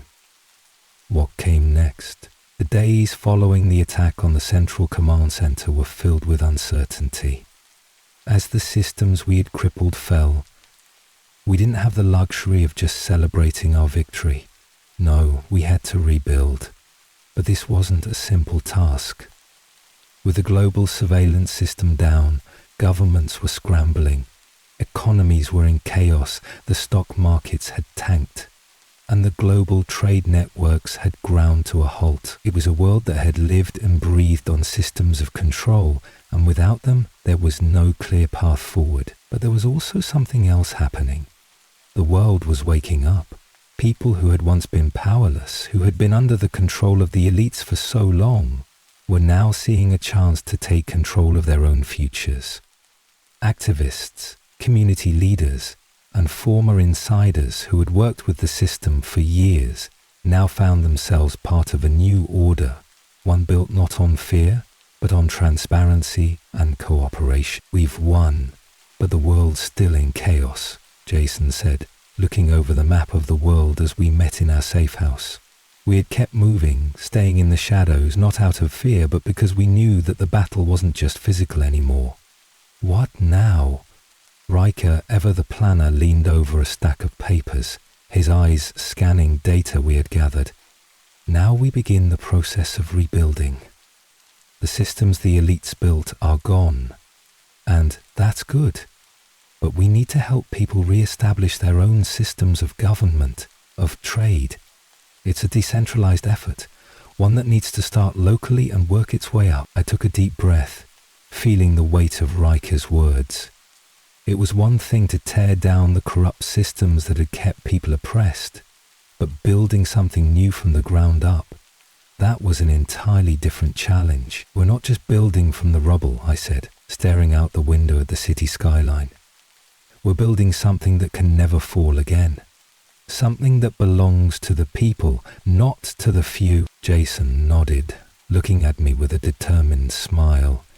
It's not going to be easy, but we can't stop now. Not when the world is watching. Not when the people are ready to rise. The first phase of rebuilding was always going to be the hardest. People were scared, uncertain. They didn't know how to transition from a world governed by fear to one governed by freedom. They didn't know how to function without the old systems in place. But every day, more people were taking part in local efforts, starting food cooperatives, organizing worker-led councils, building community-based networks that were powered by cooperation rather than control. And slowly but surely, a new kind of world was taking shape. But that didn't mean the old powers were gone for good.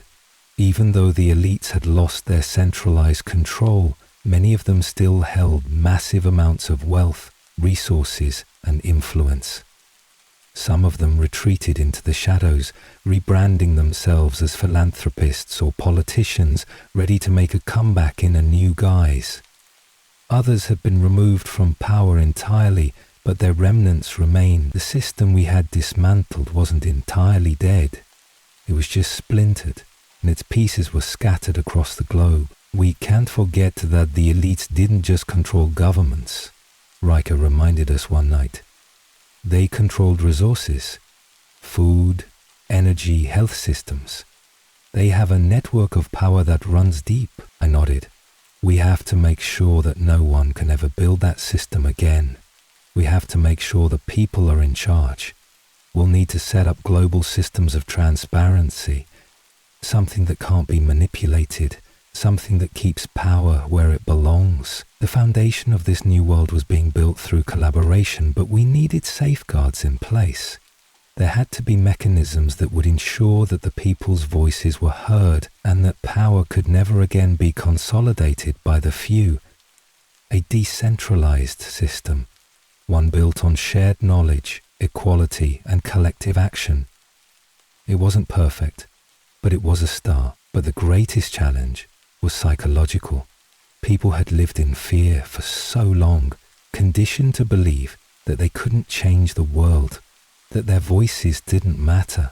Now, it was our job to remind them that they had always had the power to change the world. They just needed to believe it. Over the following months, the movement grew. We worked with grassroots organizations to build new systems of education, energy, and healthcare. Instead of relying on the fractured corporate systems that had propped up the elites, we created systems based on sustainability, cooperation, and fairness. We began to map out new economic models that didn't rely on endless growth and exploitation, but on shared resources and mutual benefit. And slowly, very slowly, things started to change. The new system wasn't perfect. It was messy and it was full of challenges, but it was a system born from the ashes of the old one built on the idea that every voice mattered. Still, there were those who resisted.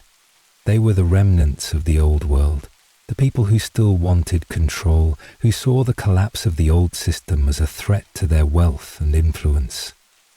But they were no longer the majority. The people had spoken, and they had chosen a new path. 1 year later, as I stood in front of a gathering of global leaders, activists, former politicians, community organizers who had come together to discuss how we would continue to build this new world, I felt a sense of hope I hadn't known in a long time. We built something beautiful, I said to the crowd, looking at the faces before me. But we haven't finished yet. The world we fought for is finally here, and it's in our hands now. Let's make sure we never let it slip away. The room erupted into applause, and I couldn't help but feel a flicker of pride. We had fought for this. We had bled for it. And now, the world was ours to shape. We had won. The world was still in transition, still shaking off the weight of centuries of control. It was a slow process, too slow for many, but progress was being made. The echoes of the old world still reverberated in the cracks, in the systems we hadn't fully dismantled yet. There were no illusions anymore. The fight for the future wasn't a singular event, a one-time battle. It was a daily struggle. A struggle for power, a struggle for dignity, a struggle for the right to decide who we were and who we would become. And yet, for the first time in generations, the future felt like it belonged to us. I stood on the balcony of a new community center, once a symbol of the corporate stronghold that had propped up the elite, now converted into a hub of knowledge and collaboration. The air felt fresh, the landscape not burdened by the incessant hum of surveillance drones or the distant rumble of military vehicles.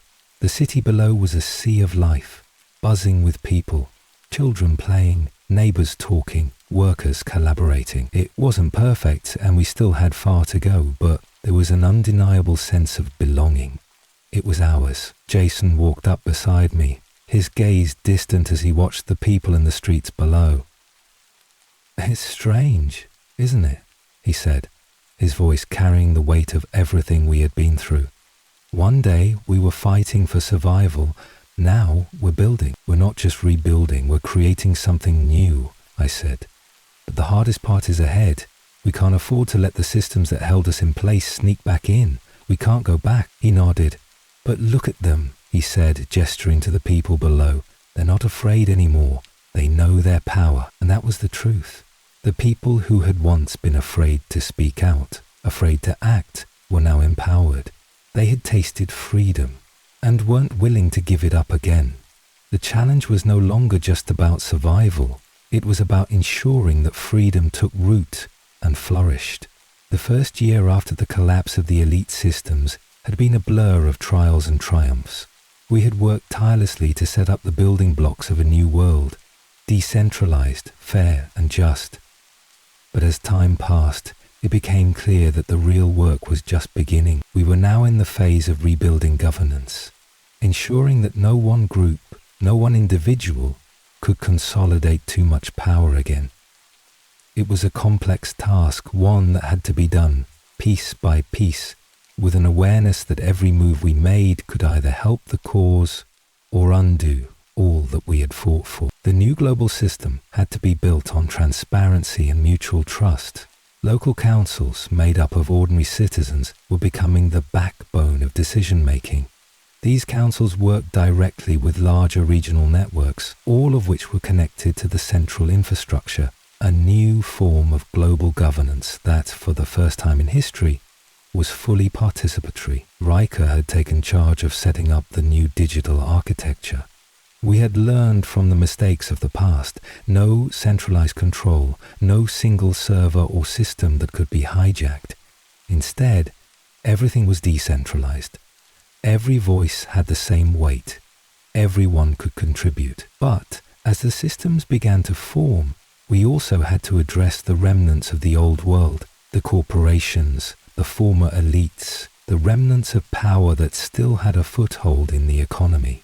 Many of the wealthiest people were now facing the consequences of their actions. Their assets had been frozen, and investigations into their corrupt dealings were underway.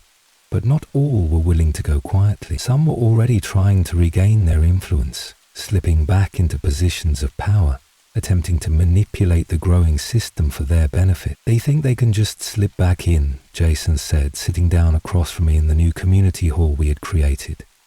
They think we're naive. We won't let them, I replied firmly. This is a new world. We can't let them reclaim the pieces they lost. Not after everything they've done, but there was something I hadn't anticipated.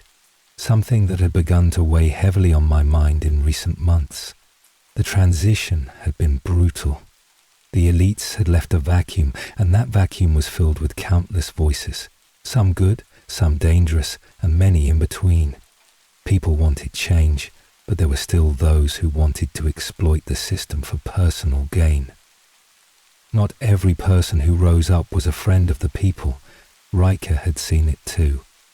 We need to keep the system open, let the people govern themselves, but we also need to ensure the voices of reason prevail. It's going to take work, constant work. The system we've created isn't perfect and it's fragile.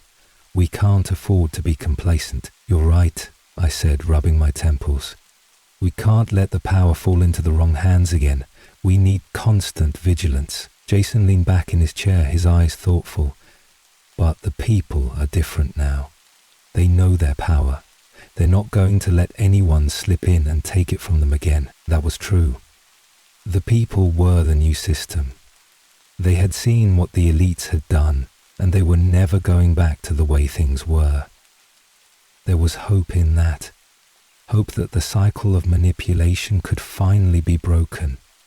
But it wasn't enough to hope. We had to make sure that hope stayed alive, that the people's power was never usurped again. We need a new generation to lead this, I said, looking out at the street below again. We've set the stage, but they have to finish it. The youth, the people who have grown up without the chains of the old system, they're going to be the ones who build the future. They're the ones who will ensure that no one can take control again. Jason smiled, his face softening with a sense of pride. They're already starting. Look at them. They're organizing. They're planning. They're doing the work. They're ready. And that was the key. The people were ready. They were ready to govern themselves, to rebuild the world and to fight for a future where power wasn't concentrated in the hands of the few, but shared by all. We had started this fight as a rebellion, but now we were finishing it as a revolution, one that had taken root and begun to flourish. And as long as the people stayed united, as long as they kept believing in the system we had created together, there was no power on earth that could stop them. This was a world reborn, and it was ours. The early morning sun cast a warm golden light over the horizon, signaling the first true day of the new world. It wasn't just the literal sunrise that brought hope. It was the metaphorical one. After years of darkness, of manipulation and control, the world was waking up. The people were awake, and they were ready to shape the future on their own terms. The pace of change had picked up in the months after we had taken down the global system of control. The foundations were laid, the blueprint for a new world was drafted, and the people were beginning to feel the effects. The air felt different now, lighter, freer. Even though there were still obstacles to overcome and the rebuilding would take time, it was clear that we had crossed a threshold. But even in this new beginning, there was a deep understanding that this wasn't going to be easy. The elites may have been gone, but their legacy was still everywhere, woven into the very fabric of society, from the broken economic systems to the institutions they had left behind. The world hadn't healed just because we had taken down a few corrupt leaders. The scars of their rule ran deep. We had learned that systems of power were far more than just the people who controlled them. They were the institutions, the ideologies, the deep-rooted behaviors and systems that had supported them for centuries. The hardest part wasn't defeating the old world. It was ensuring that it never came back. Jason, Riker, and I had spent countless hours discussing how to make sure we stayed on track. This new world couldn't be left to chance. We had to make sure the systems we were building weren't just a reflection of the old, only with different faces at the top.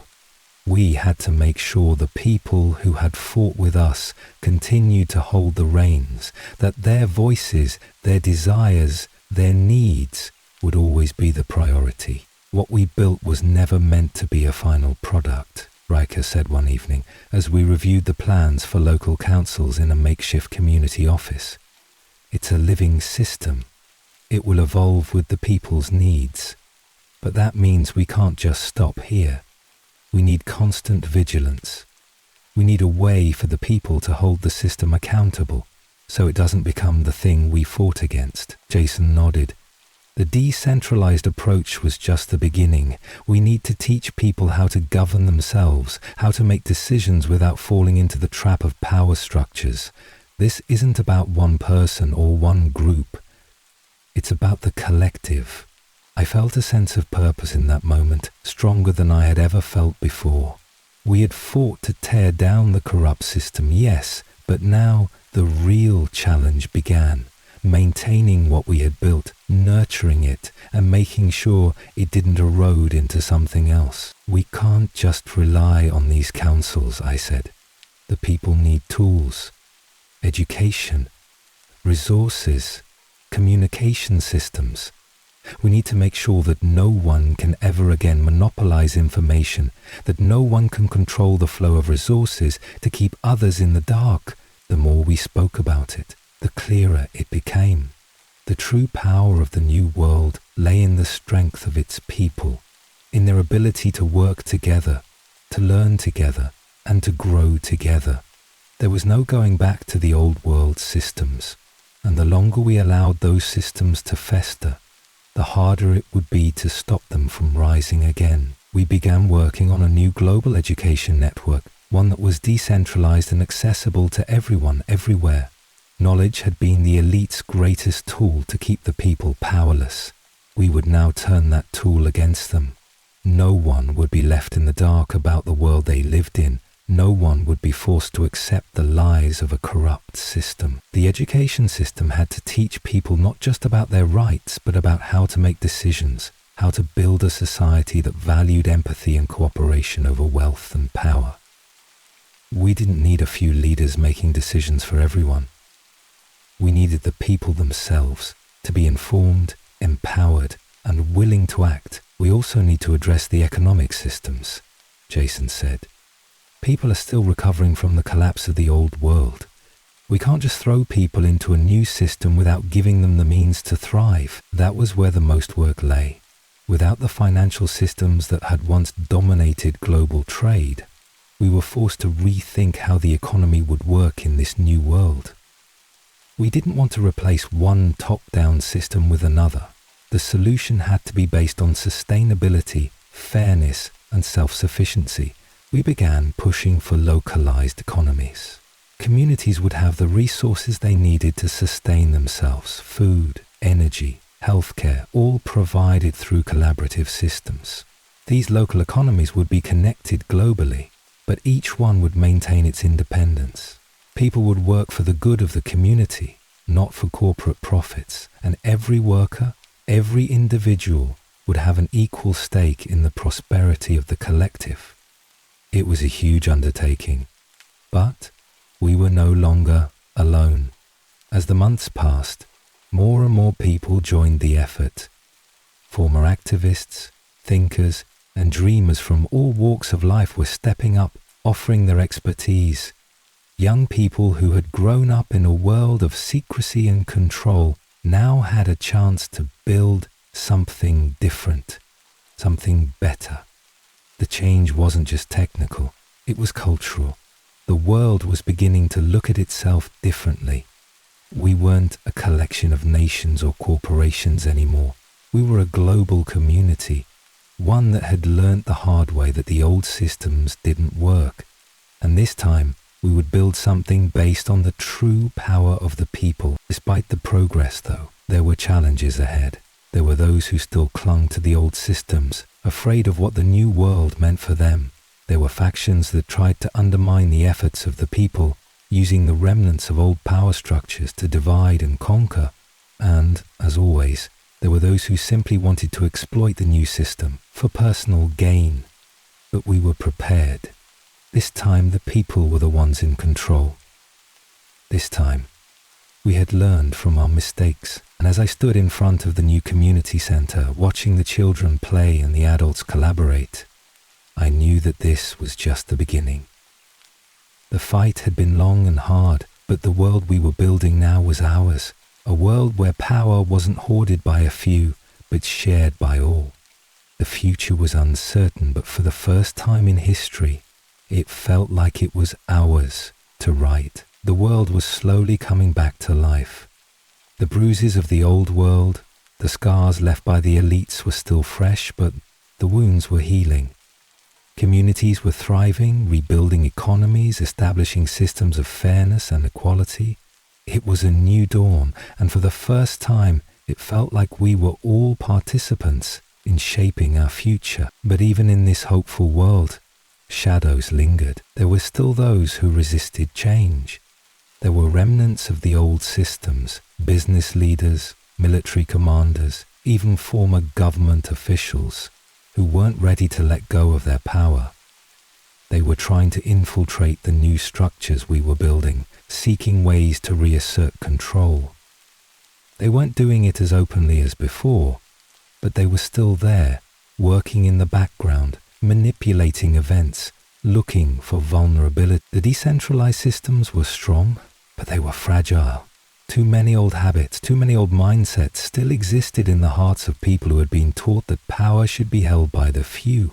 And the elites, even though scattered and broken, still had allies. Wealthy individuals, corporate giants, even rogue nations that had benefited from their rule. These forces weren't going down without a fight. We had built a new world, yes, but it was one still in transition, still learning to breathe without the chokehold of the past. I spent my days meeting with local leaders, discussing the future, making sure the new systems we had put in place were secure. I spent my nights researching and tracking the remnants of the elites, their covert operations, their efforts to regroup, to sabotage what we had built. "They're like ghosts," Jason said one evening as we sat together in the community center, watching people bustle around, setting up cooperative projects. "They don't show their faces anymore. They hide in the shadows, pulling strings. But they're still there, and we can't just let them slink away." Riker, ever focused on the practical side, ran a hand through his hair. "We've exposed their financial networks. We've gutted their propaganda systems. But the old systems aren't just money or media. They're ideas, ideologies that have been drilled into people for generations. We can't just tear them down. We have to replace them." The challenge now was not just to resist the remnants of the elites. but to win the hearts and minds of those still tied to the old way of thinking.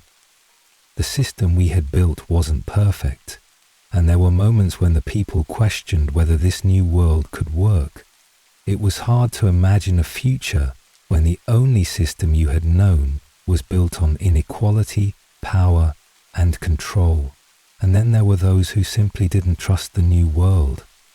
The young, yes, they had been raised in the chaos of the collapse and the rebuilding, but the older generations, those who had lived through the oppression of the elites, still carried the weight of their years. It wasn't easy for them to trust in a new system, especially when they had been taught their entire lives to rely on structures that had been corrupted. The resistance against the new world came in many forms, some subtle, some violent. But what worried me most were the divisions that were beginning to form within the resistance itself. As people from all walks of life came together to build the new world, they brought their own biases, prejudices, and fears. Some believed that the process was moving too fast, that we hadn't fully reckoned with the past. Others wanted to push forward, to leave the old world behind completely. The unity we had once shared was beginning to splinter, and with it, the strength we had fought so hard to build. We have to keep the people unified, I said, the weight of leadership pressing down on me. We can't afford to let these divisions tear us apart. If the elites taught us anything, it's that a divided people are easily conquered. Jason and Riker exchanged a glance before Riker spoke. It's not going to be easy, but we've got to remind them of why we're doing this. The fight isn't just about building a new world. It's about showing them what's possible when we work together. I nodded. We've built the foundation, but now we have to make sure the people see it. They need to believe that this is their world now, that it can't be taken away, not by the elites, not by anyone. It was a heavy burden, but it was one I was willing to bear. The new world wasn't just something we had created, it was something the people had created, and now it was up to them to protect it. The next few months were a test of our resolve. We kept working, building, teaching, empowering. Every time we thought the elites were out of the picture, they found a way to worm their way back in. They weren't always visible, but their influence still ran deep.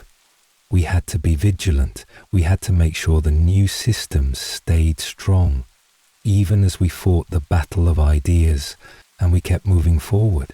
The decentralized networks were expanding and the education systems were becoming stronger. More people were taking part in the governance of their communities. But it was still hard. People still needed to see that the new world could survive, that it could stand on its own. We couldn't afford to fail. One night, after a particularly long meeting with a group of community leaders, I found myself standing outside, looking at the stars. The world seemed so much larger now, but it also felt smaller in a way. The people were the heartbeat of this new world, and I felt that pulse in every corner of the globe. We've come so far, Jason said, walking up beside me. We have, I replied, but the hardest part is keeping it together. The old world still has a hold on people, and there are still too many who think they can take it back. Then we'll keep fighting, Jason said. We've shown them what's possible, and we're not going to let them take it away. We stood in silence for a moment, both of us looking at the sky. In a way, it felt like we were staring at the same world we had fought to change, but it was different now. It was ours, and we would make sure it stayed that way. The days after the collapse of the elite system were filled with activity. The world had been reborn, or so it seemed. Communities were working together. Local councils were making decisions based on collective input, and the global economy was starting to stabilize. It was a beautiful, chaotic mess. A world where things weren't perfect, but they were real. The people were rebuilding, reshaping the world in their own image. But beneath the surface, the cracks were beginning to show. What we hadn't accounted for in our efforts to create something new was just how difficult it would be to truly rid the world of the old ideologies, the remnants of power, those old habits, those deeply ingrained beliefs had not disappeared. And it wasn't just the people who had been involved in the elite's rule who were struggling to adapt. It was everyone. The systems of control that we had fought against weren't just made up of corrupt leaders. They were made up of ideas. Ideas that had been ingrained in people for centuries. Ideas about authority, about hierarchy, about what it meant to lead. The old world hadn't just been a system of rulers and the ruled. It was a mindset that had seeped into every aspect of human behavior, and changing that mindset, shifting the cultural underpinnings of the world, was proving to be the hardest challenge of all. I met with Jason and Riker in our temporary headquarters, an old building we had repurposed to serve as a base for communication and planning.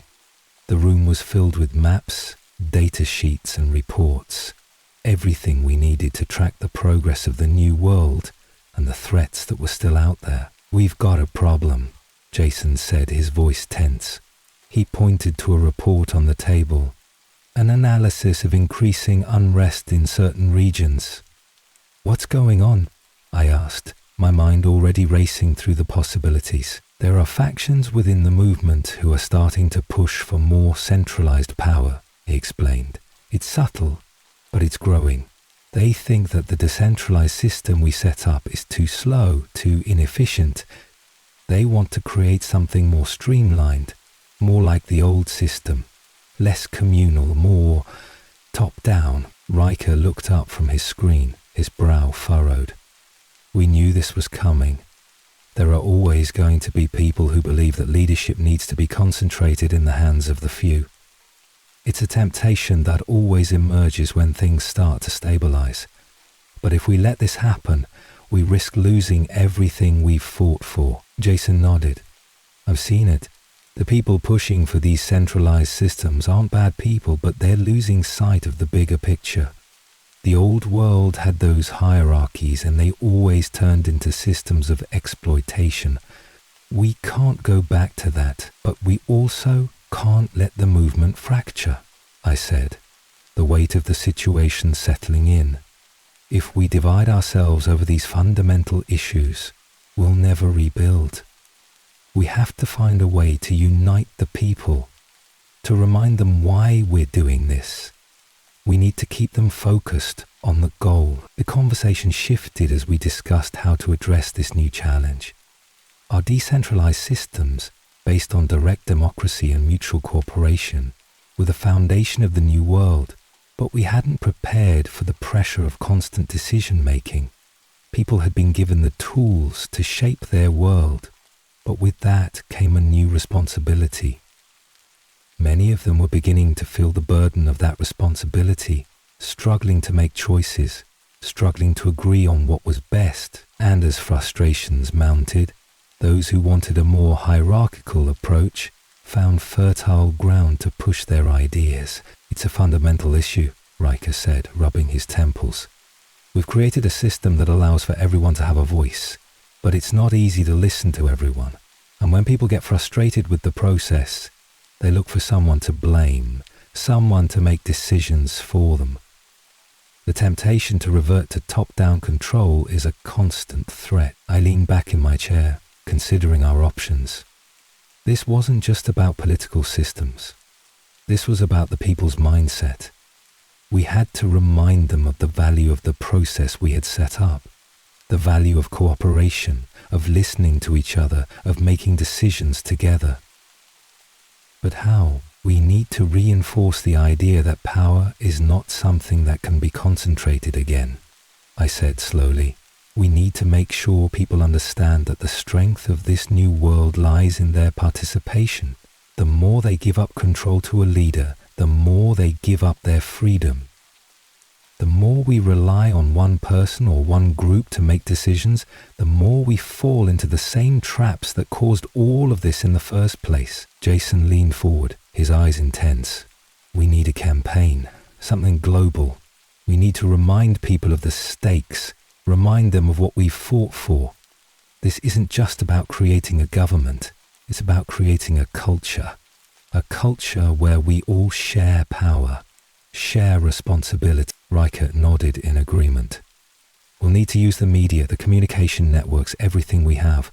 It has to be a message that goes beyond just the leaders. It has to be grassroots. The people need to remember what they have and what they stand to lose if they let anyone take it from them. We worked late into the night, planning a campaign to remind the people of the principles that had guided the revolution. We would hold global forums, debates and discussions, using the very tools of communication that had once been manipulated by the elites to spread messages of empowerment, unity, and the dangers of concentrated power. But even as we discussed strategies and planned the next steps, I knew this was just the beginning. The fight to ensure that the new world stayed true to its ideals wouldn't be easy. It wasn't just about the old elites trying to regain power. It was about the old ways of thinking, the deep-seated desires for control that still lurked in the hearts of many. The cracks in the foundation had appeared, but we had time to repair them. We had time to remind the people of their strength, of the value of shared decision-making. But it was going to take constant effort, constant vigilance. As the first rays of the sun pierced the horizon, I stood up from the table and looked out over the city. The world was still fragile. It always would be. But the people had a chance now, and it was up to us to ensure that they never lost it. The sun had barely risen, but already the world was waking up to a new set of challenges. The tension that had been building for weeks was now undeniable. The world we had fought so hard to build, where power was shared, where the people made the decisions, was beginning to fracture. It had started as a subtle shift. Quiet murmurs in local councils, whispers in the streets, and an increasing number of community leaders and activists began questioning the efficiency of the decentralized system. It wasn't working as quickly as they had hoped. There were frustrations, logistical problems, and disagreements that seemed impossible to resolve without someone at the top making the final call. And so, the movement toward a more centralized system began to take root, one that promised faster decisions, streamlined progress, and a sense of control over the chaos that had followed the collapse of the old order. It was tempting, so tempting, especially for those who had borne the brunt of the challenges of rebuilding, who wanted solutions now, without the slow grind of consensus. Jason, Riker and I had been working non-stop, trying to maintain the fragile balance we had established, but it was clear that something had changed. The elites were no longer the only threat. The real struggle was against the idea that power had to be controlled by a few, that there had to be leaders with authority who made decisions for everyone else. We'd seen it before. The hunger for power, the desire to consolidate. We couldn't let it happen again. We need to act fast, Riker said, looking over the latest reports. There are too many people in key positions pushing for centralized control, and the people are listening. They're tired of waiting for things to be perfect, tired of the inefficiency of the new systems. But that's not the real issue. The issue is that they're willing to trade freedom for stability. Jason clenched his fists. They're falling into the same trap. The elites exploited that same fear. We can't let the people forget what they fought for. We fought for a world where no one person, no one group had control over others. I know, I said, staring out at the distant horizon. But the question is, can we convince them? Can we remind them what this world is supposed to be? We had been so focused on rebuilding, on creating something better, that we hadn't realized how quickly the old ways of thinking could resurface. People were scared. The world had just emerged from the shadow of an oppressive system, and now the very idea of leadership was beginning to shift back toward the familiar, toward power, control, and hierarchy. We need a new movement, I said suddenly. A movement that reminds people what this new world is all about. It can't just be about systems and structures. It has to be about the people. They need to see that they have the power, that they are the system. Jason looked up, his eyes bright with determination. A movement for the soul of the new world, one that reaffirms what we stand for, what we're building. It's not just about decentralizing power, it's about creating a world where no one person can ever have the kind of control that the elites once had. Riker agreed. We need to remind them that decentralization isn't just about a system of governance. It's about a mindset. It's about seeing power as something to be shared, not hoarded. It's about taking responsibility for the world we've built and making sure it stays in our hands, not in the hands of a few. The plan was simple, but it would require everything we had left. We would launch a campaign, a movement designed not just to promote the decentralized model, but to reclaim the soul of the new world. The message would be clear. Power belonged to the people, and the people had to stay vigilant to protect it. The campaign began with a simple question, one that would be asked in forums, rallies, and broadcasts across the world. Who do we trust with our future? The idea was to remind the people that the old world had been built on the idea that only a few were capable of leading, of making the decisions that affected everyone's lives. But that idea was a lie. Everyone had a stake in the world, and everyone had a voice. We gathered community leaders from all walks of life, teachers, workers, students, farmers, anyone who had been part of the New World's foundation. We created forums where people could come together and discuss their fears, their hopes, and their vision for the future. This wasn't just about selling a system. It was about showing people that they could build it together. But the campaign didn't just stay digital or theoretical. We hit the streets.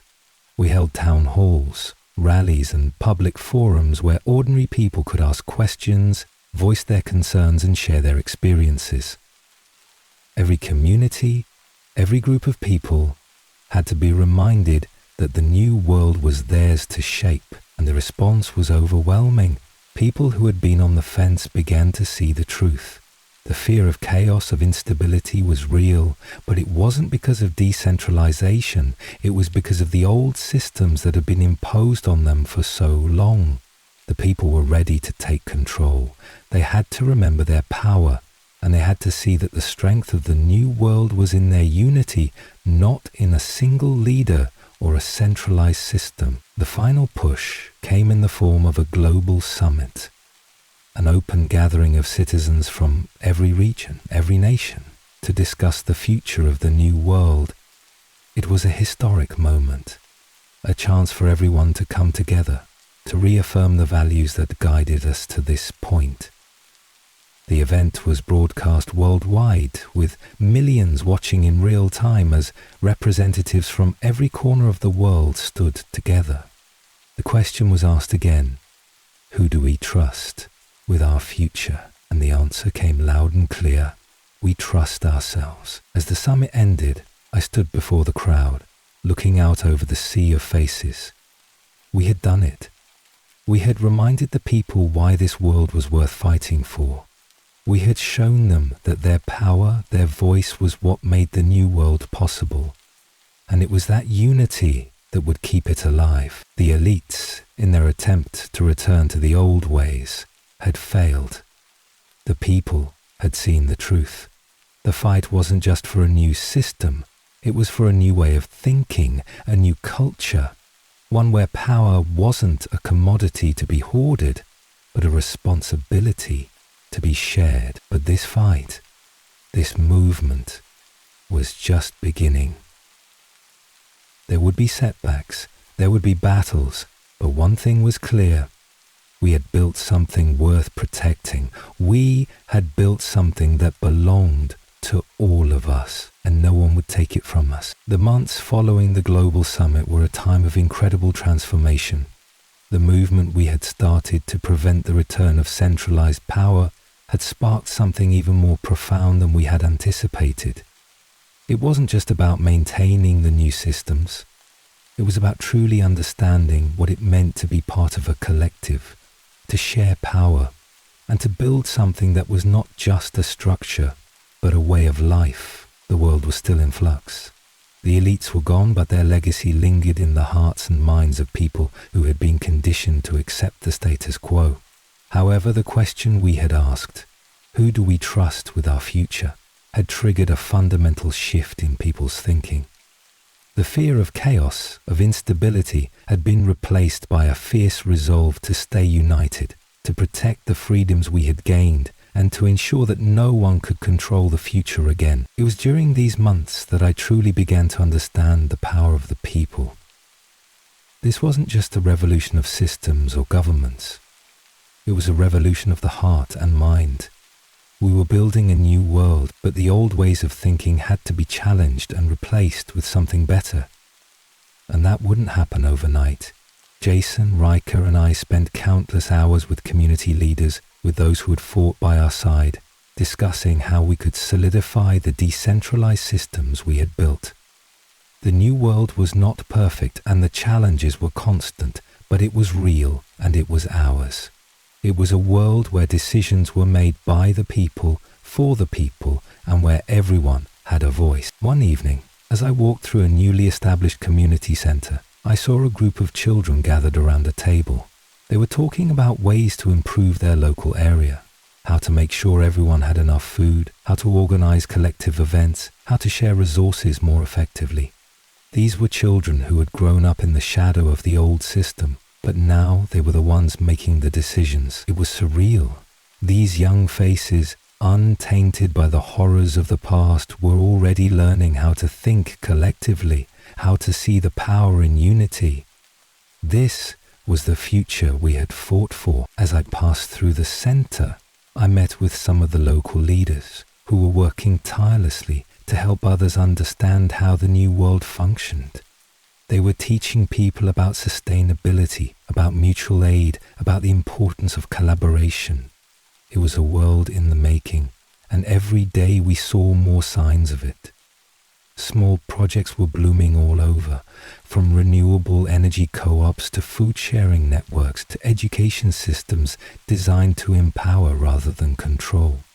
People were finding new ways to live, new ways to work together, and new ways to govern. But it wasn't just the grassroots efforts that were taking shape. It was a new economy, one that didn't rely on endless growth or corporate greed. The people were learning how to trade, how to share resources, and how to work together to meet their needs without the interference of middlemen or profiteers. It was a slow process, but it was working. The old economic systems had been obliterated, and what was rising in their place was a web of localized economies, connected through cooperation and mutual respect. One of the most inspiring aspects of this new world was the rise of local councils, communities of people who made decisions together without a leader or a boss.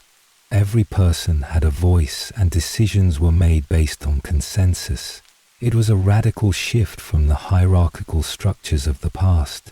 And it was a system that was slowly spreading from city to city, from region to region. People were beginning to understand that power wasn't something to hoard. It was something to be shared, something to be distributed equally. But even in the face of all this progress, there were challenges. Not everyone had fully embraced the idea of collective governance. Some groups, especially those who had been part of the old power structures, were still pushing for more centralized control, even if they masked their desires as pragmatic solutions to the chaos. These factions tried to exploit the cracks in the system, attempting to reintroduce hierarchy and authoritarian leadership. The temptation of power, of being the ones to make decisions, was hard to resist. It was a constant struggle to remind people of the stakes, to make sure they didn't forget why we had fought so hard to tear down the old world. We had to keep the movement alive, keep the spirit of collective decision-making at the forefront. And it was not easy. We faced challenges every day, whether it was from internal divisions, remnants of old ideologies, or the inevitable flaws in any new system. Jason and I had long discussions about what the next steps would be. "We're at a critical point," he said, looking out at the vibrant community around us. We've built something real, something people can believe in, but it's still fragile. There's still a risk that the old systems will creep back in. I know, I replied, my voice resolute, but that's why we can't let up. This world is the people's world, not the elite's world. We have to make sure they know that. We have to keep reminding them of their power. It's the only way to make sure this stays real. Riker joined us, his face weary from hours of work, but his eyes determined.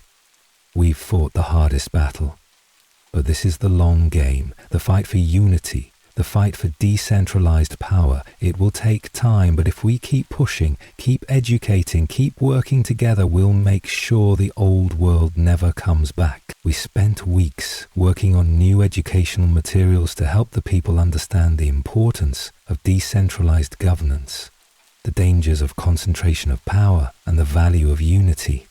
These lessons weren't just for adults, they were for children, for future generations who would carry the torch of the new world. The fight for a better future wasn't over.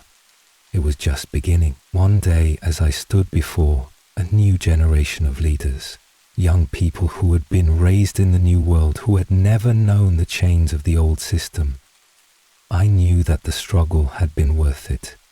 They were the ones who would continue the work. They were the ones who would ensure that the system stayed decentralized, that power stayed in the hands of the people, and that the values of transparency, equality, and cooperation would be passed on. The old world had been built on fear, on control, on exploitation, but this new world, this world that we had fought for, was built on love. Love for each other, love for the planet, love for the future we were creating together. And as I watched the next generation stand tall, ready to carry that legacy forward, I knew that the fight had been worth it. This was only the beginning. The weight of what we had uncovered was starting to sink in. Jason and I spent the next few days trying to process everything we had learned about the secret lunar laboratory and the mysterious alien technology, but there was a growing sense of urgency. The deeper we dug, the more we began to realize that our investigation wasn't just being ignored, it was being actively suppressed. It all started when I received an unexpected visitor. I was at my desk late one night, sifting through more files from NASA's classified archives, when I heard the soft buzz of my office door opening. I looked up, startled. A tall man in a dark suit stood in the doorway. He didn't introduce himself immediately, just stared at me with a hard, calculating gaze that made my skin crawl. "Dr. Harper," he said, his voice calm but cold. "You've been asking some very interesting questions that have attracted some attention." I stood up quickly, my heart pounding in my chest. I recognized the look in his eyes. A man used to intimidating others. A man who knew exactly how much power he wielded. "Who are you?" I demanded, trying to keep my voice steady. "I'm Agent Thompson," he said, as if that would explain everything. "I work for a different branch of the government, one that handles issues like the ones you've been investigating." A sinking feeling settled in my stomach. I had heard rumors over the years, whispers about a shadow agency that operated behind the scenes of NASA, pulling the strings on the world's most classified space missions. Now, standing in front of me, was proof that those rumors were real. "I don't know what you think you're doing, but you need to stop," Agent Thompson said. His voice was low and dangerous now, barely a whisper, but the threat was clear. "We've been watching you, Dr. Harper, and we don't appreciate you digging into things you don't understand." I tried to mask the shock I was feeling, but my mind was racing. Was he part of the government's covert operations? Or something worse? Someone with enough authority to shut me down permanently? Who exactly is "we"? I asked, trying to regain some control of the conversation. But I already knew the answer. I could see it in his eyes. There were people behind the scenes, pulling the strings, making sure the truth about the moon stayed buried. They had been hiding this for decades, and they were willing to do whatever it took to keep it that way. Thompson leaned in slightly, his gaze never leaving mine. "You're digging into things that could get you into serious trouble, Emily," he warned, his words like a knife edge. "We've known about the lab on the moon for a long time, and we've been keeping it a secret for a reason. If you don't stop, you'll find yourself in a situation you can't get out of." A chill ran down my spine. I realized just how deep this conspiracy ran, and how powerful the forces were that wanted to keep the truth hidden. But something inside me refused to back down. I couldn't ignore what I'd seen. The moon wasn't just a barren rock. It was home to something extraordinary, something that could change the world. "I'm not backing down," I said, my voice firm despite the fear gnawing at my insides. "The truth needs to come out. People have a right to know." Agent Thompson's face remained impassive, but I could see the frustration building behind his eyes. He clearly wasn't used to people defying him. "I don't think you understand the stakes, Dr. Harper," he said, his voice low and threatening. "This isn't just about a secret lab. This is about power, and there are people who will stop at nothing to keep this secret buried." With that, he turned on his heel and walked out of my office without another word. The door clicked shut behind him, and I was left standing there, my heart still racing in my chest. I knew then that I had uncovered something far more dangerous than I had ever anticipated. There were forces, powerful hidden forces, that were willing to go to any length to stop me from finding out the truth. And yet, I couldn't let go of the fact that the moon held a secret that was worth risking everything to uncover. I sat down at my desk, my mind racing with questions. What was this Project Aurora really about? Who were these powerful people that Thompson spoke of? And what were they planning to do with the alien technology on the moon? I didn't have the answers yet, but I was determined to find them. The next few days were a blur. Jason and I decided to go underground, keeping our investigation low-key, but it was impossible to shake the feeling that someone was always watching. Every time I stepped outside my apartment, I was sure I saw the same black car parked across the street, its tinted windows staring back at me like an unblinking eye. I didn't know who they were, but I was beginning to realize that I was now a part of something much larger, something I had never anticipated. The government wasn't just suppressing information. They were actively working to stop us from finding the truth. And if we didn't act fast, we might not make it out of this alive. As I sat in the quiet of my apartment that night, I found myself staring at the satellite data again. The coordinates, the strange energy signals, the hidden lab on the far side of the moon. I had come too far to turn back now. There was something on that distant, desolate rock. Something that could change everything. But someone didn't want me to find out what it was. The world had shifted. We had fought the fight of our lives, and the dawn of a new age was finally here. The new world wasn't perfect, nothing ever is, but it was real. It was ours. We had built something together, and we had fought fiercely to protect it. Now, as we stood at the threshold of the future, the greatest challenge wasn't about defeating the old powers or dismantling corrupt systems. No, the real challenge was ensuring that this new world, this new way of life, could endure. The global systems we had built were still in their infancy. Local councils, decentralized networks, and grassroots organizations were at the heart of our new world. We had created a foundation, but it was only through constant vigilance and participation that we could ensure it would last. The people had to remain active, engaged, and united. But for the first time, I saw something different. For the first time, I saw hope in the eyes of the next generation. The children who had grown up in a world without the chains of the old system.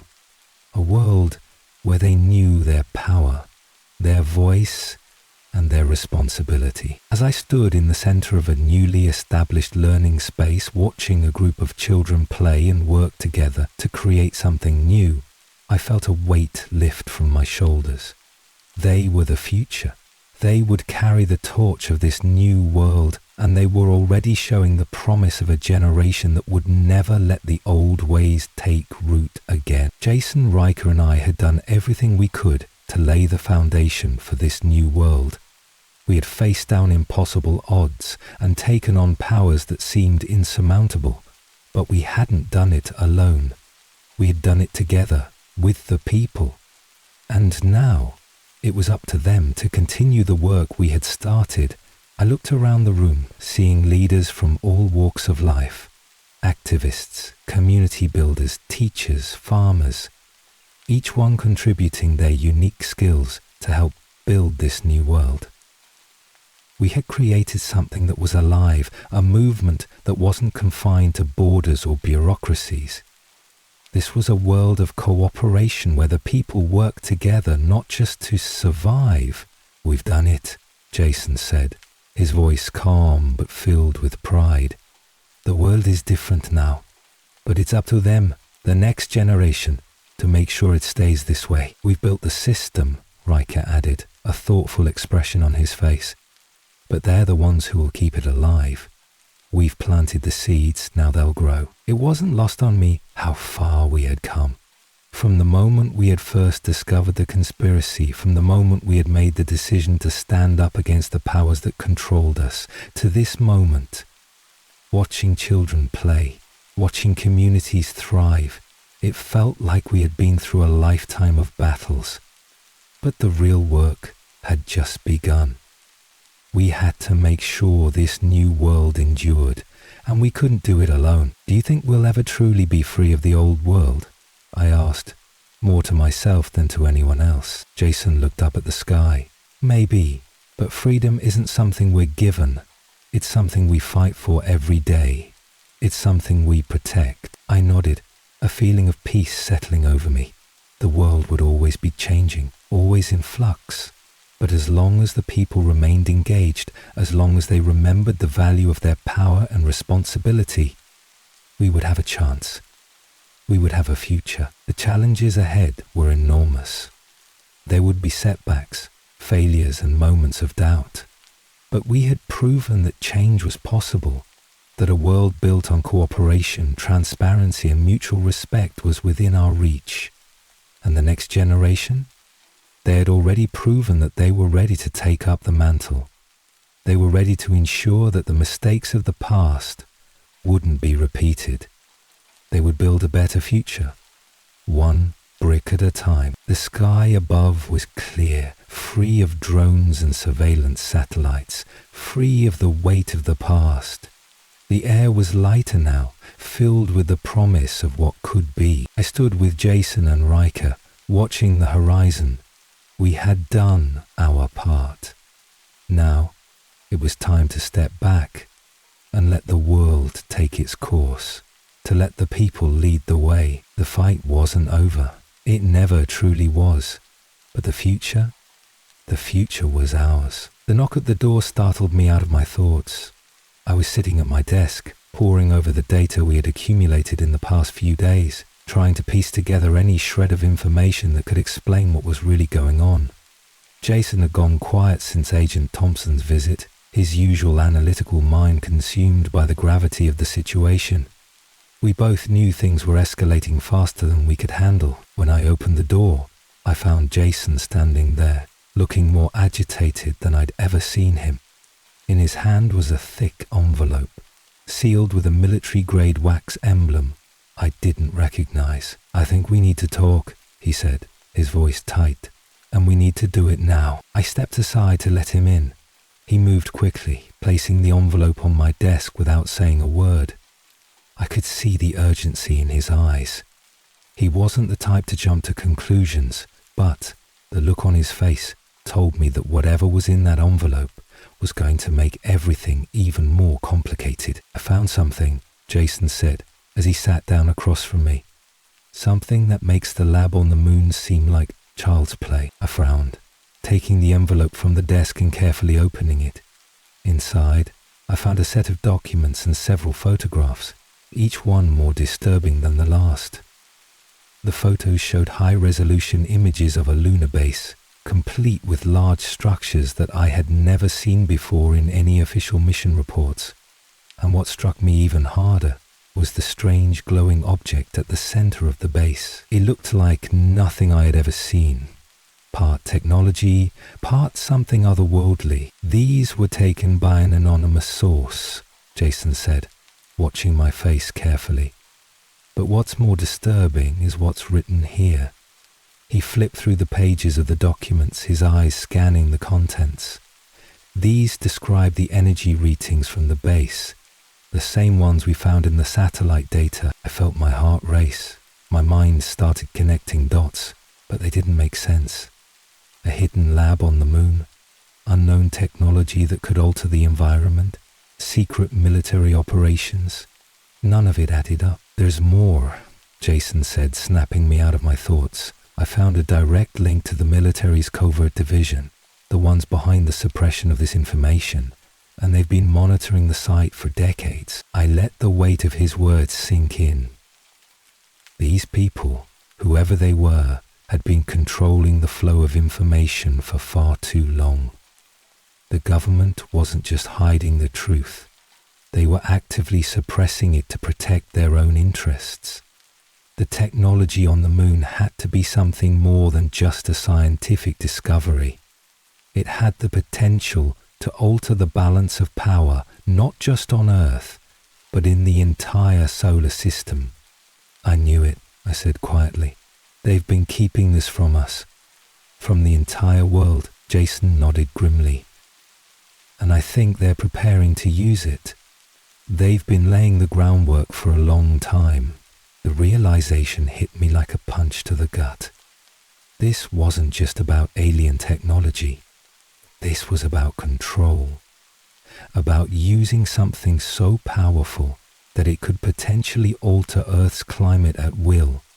If the military or other global elites could weaponize it, they would hold the world's future in their hands. We spent the next few hours analyzing the photographs and documents. The base was far more advanced than anything NASA or the Soviets had ever created. The technology was alien in nature, that much was clear.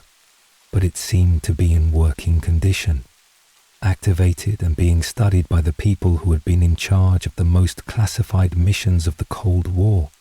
There were no records of this in the public domain, and every attempt to trace it through official channels led to dead ends. But what we found in the documents was even more chilling. References to a device that had the potential to manipulate Earth's weather patterns. The technology wasn't just some mysterious object from another world. It was a weapon capable of triggering climate catastrophes, earthquakes, and even controlling the movement of the oceans. In other words, it was the key to altering life on Earth as we knew it. Do you think they're already planning to use it? I asked, my voice tight with dread. Jason didn't answer immediately. Instead, he pulled up another set of coordinates on his tablet, this one located near the Arctic Circle. The readings matched the energy signatures from the moon base. It was as if the device was linked to another project, a joint effort between military powers. The pieces of the puzzle were starting to fall into place. They're preparing for something big, Jason finally said.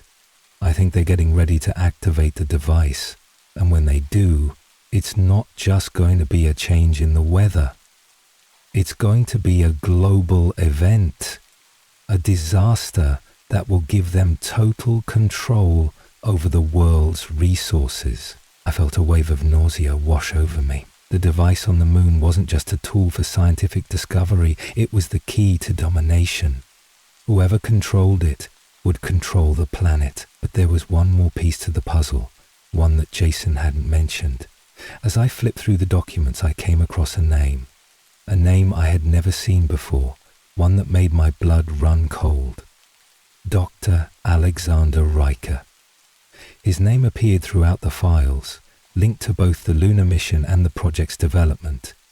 Riker was one of the leading scientists behind the alien technology, but, according to the records, he had mysteriously vanished years ago. No one knew where he had gone, or why. "It's him," I muttered. "Riker. He's the key." Jason looked up at me, his brow furrowed in confusion. "What do you mean?" "Riker was part of the original team that discovered the technology. He knows how to use it," I explained. "He's the one who helped design the system that powers it, and if he's still alive, he's the only one who can stop it from being activated." We had a new goal: find Dr. Alexander Riker. He was our only hope of stopping the elites from using the alien technology to trigger the global disaster they were planning. But if he had gone into hiding, there was no telling how much time we had left. We had to move fast. As Jason and I prepared to track down Riker, I couldn't shake the feeling that we were being watched, that somehow the people behind this conspiracy knew we were getting closer to the truth.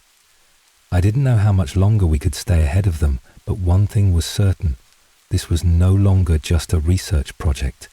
This was a race against time, and we had to find Riker before it was too late. It had been days since Jason and I uncovered Dr. Riker's name. It was a trail we knew we had to follow, but every lead we pursued seemed to hit dead ends. The more we searched for clues about Riker's whereabouts, the more we realized that someone or something was actively trying to prevent us from finding him. The deeper we went into the conspiracy, the darker the rabbit hole became. Our breakthrough came unexpectedly. Late one evening, Jason received an anonymous message on his encrypted phone. It was short, cryptic, and simple. "Riker is in Geneva. He's the key." We didn't waste a second. I grabbed my jacket and we left for the airport without a word. There was no time to waste. Our target was now in the heart of Europe, and every second counted. I couldn't help but feel the weight of the stakes. We were racing against forces much larger than ourselves. The global elites were in motion, preparing to activate the technology that could reshape the world, and not in a good way. The flight was a blur. I couldn't focus on anything except the thought of finally finding Riker. Jason and I had talked about it endlessly, but now that we were so close, it felt unreal. Would he even want to help us? Or would he be part of the conspiracy? I had no answers, only questions. We arrived in Geneva, and it wasn't long before we discovered that the search for Riker wasn't going to be easy. He was a ghost, as elusive as the very technology he had helped create.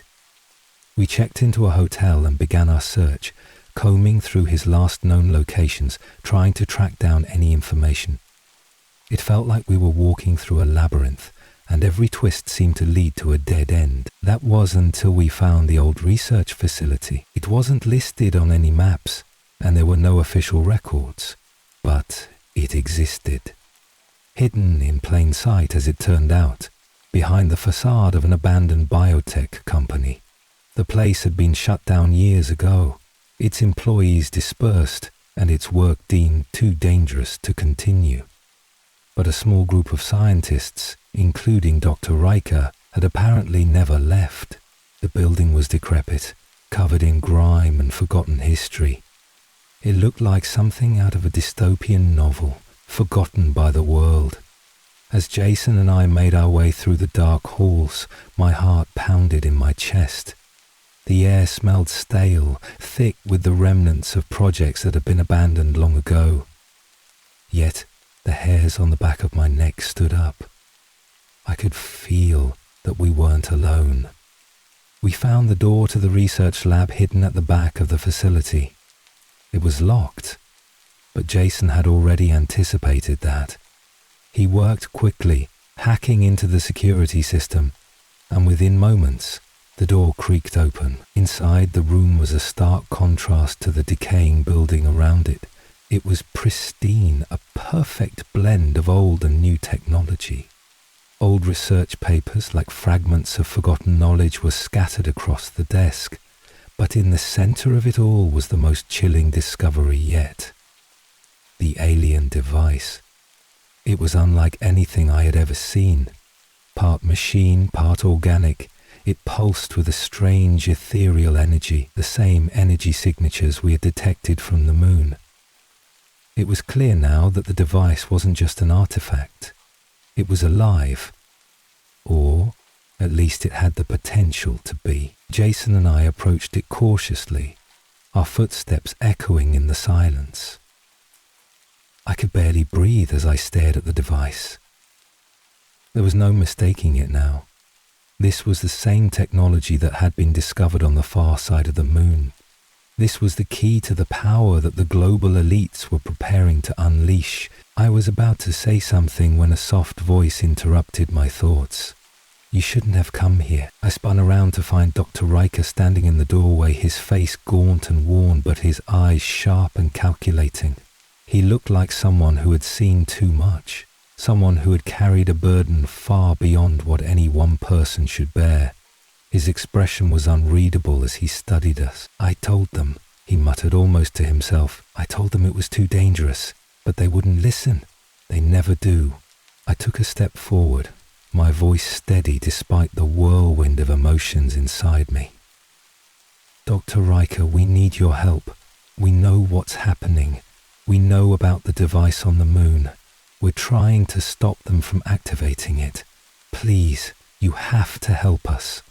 Riker didn't say anything at first. His gaze flickered toward the device on the table, a faint look of regret crossing his features. Then he looked back at us, his voice thick with the weight of years of secrets. It's too late for that. The device was never meant to be a weapon. It was supposed to be a way to preserve humanity, to reverse the damage we've done to this planet. But they took it and twisted it into something much worse. I took a step back, trying to process what he was saying. What do you mean? This was supposed to help? Yes, Riker said, his voice tinged with bitterness. We thought it was the answer to everything. Climate change, environmental collapse, overpopulation. This device, this technology could have healed the Earth. But instead it's being used to control it, to manipulate the environment for power. The people who control it can dictate the weather, the oceans, the very air we breathe. Jason and I exchanged a glance. The implications were enormous. The power to control the Earth's climate was beyond anything any government should have. Whoever controlled this device would hold the planet in their grip. But why? I asked, my voice shaking. Why did you leave? Why did you disappear? Riker's eyes darkened. Because they wanted to use it to force the world into submission. They weren't interested in saving anyone. They wanted to profit, to control. I had to get away. I had to disappear. I felt a coldness settle over me as the full weight of the situation hit. The elites, whoever they were, had been planning this for decades. The device wasn't just about power, it was about control, and they were about to activate it. Riker stepped closer to the device, his hand hovering over it for a moment. If they activate it, there's no going back. The climate will shift and they'll have the power to steer it however they want. The rest of us will be nothing but pawns in their game. The reality of what was at stake slammed into me like a tidal wave. We had to stop them. We couldn't let them win. This was the moment where everything changed, and somehow, Dr. Riker, the man who had once helped design this terrifying power, was going to be the key to stopping it. Dr. Riker's words echoed in my mind like a relentless drumbeat. The device on the moon, the one that had been buried for decades, wasn't just a piece of alien technology. It was an instrument of unimaginable power, capable of controlling the Earth's climate, the oceans, and the very atmosphere itself. My mind couldn't fully grasp it. I had always known the moon held secrets, but this was something I couldn't have prepared for. Riker's confession had shaken me to my core. As we stood in his hidden lab, the alien device pulsating on the table before us, the weight of our situation grew heavier by the second. Jason and I exchanged a glance, both of us realizing the gravity of what we were up against. We had no idea just how far the elites were willing to go to control the world. But now it was clear they weren't just planning to weaponize the moon's alien technology. They were going to use it to control every living thing on Earth. This can't be the whole story, Riker, I said, my voice barely above a whisper. You've told us what they want to do with the technology, but what else are we missing? Why is it still here? Why hasn't anyone shut it down? Riker sighed heavily, sitting down in a worn-out chair next to the desk. He seemed older, smaller now, the burden of his past mistakes weighing on him. They've been keeping the technology active for decades, he said, rubbing his eyes. At first, we thought it was a matter of stabilizing the device, making sure it didn't cause catastrophic effects. But the truth is, the technology itself is alive. It's not just a machine. It's a living, breathing entity, one that responds to its environment, to energy, to gravity. I took a step closer, my mind racing. Alive? You're saying the technology itself is sentient? Riker nodded slowly. Not sentient in the way we understand it, but yes, the device is alive in a way. It absorbs energy, it responds to stimuli, and it manipulates the environment based on its interactions with the forces around it. The ancient beings who created it knew exactly what they were doing. They didn't build it for us, they built it for themselves. Jason looked at the device, his brow furrowed. But it's been dormant, right? If it's been on the moon for all these years, why hasn't it activated before now? That's the other problem, Riker explained. The device has been dormant for most of its existence because it was isolated. The moon has no atmosphere, no natural magnetic fields to awaken it. But now, with the Earth's energy levels shifting, it's responding. It's been waiting. And the people who found it, they've been trying to use it, trying to make it work for their own purposes. I swallowed hard, trying to process everything Riker had just said. If the technology was alive, if it could respond to Earth's energy shifts, then it wasn't just a weapon. It was a tool for global control, one that could affect the planet's very survival. But if it's alive, Jason interjected, his voice low with disbelief, what happens when it fully activates? What happens if it's used the way the elites want? Riker hesitated for a long moment, the weight of his next words settling heavily in the room. When it fully activates, it doesn't just control the weather, it controls the planet. It can shift tectonic plates, manipulate the oceans, and even trigger weather patterns across the globe. Imagine a world where earthquakes and storms can be manufactured at will, where a handful of people control the very elements. I felt a chill run down my spine. I had suspected that the device held immense power, but this, the potential for destruction, was beyond anything I could have imagined. It wasn't just about controlling resources, it was about controlling life itself. I looked at Riker, my voice tight with urgency. How do we stop it? How do we turn it off? Riker stood up slowly, his face grim. That's the problem. The device is self-sustaining. Once activated, it will keep drawing energy from the planet, from the sun, from the moon itself. There's no off switch. The only way to stop it is to destroy it. But doing that could trigger an even worse disaster. The room fell silent. Jason and I exchanged a look, our minds racing. Destroying the device could set off a chain reaction, one that could devastate the planet. But leaving it in the hands of the elites was equally catastrophic. We were caught between two terrifying choices. I never wanted this, Riker said, his voice barely audible. I never wanted to create a weapon. We thought we were saving humanity. We thought we were helping. But we were wrong. Now I'm the only one who knows how to stop it. I'm the only one who can fix this. But I can't do it alone. I nodded. understanding the gravity of his words. We won't let it fall into the wrong hands. We'll stop them together. Jason spoke up, his tone resolute. How do we destroy it, Riker? How do we make sure no one else can ever use it again? Riker sighed deeply. There's a fail-safe. It's hidden inside the device itself, buried deep in its core. It's the only way to deactivate it. But it's a delicate procedure. One wrong move and the device will react.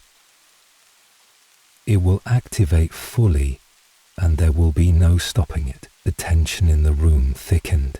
We had a choice, but it was a terrifying one.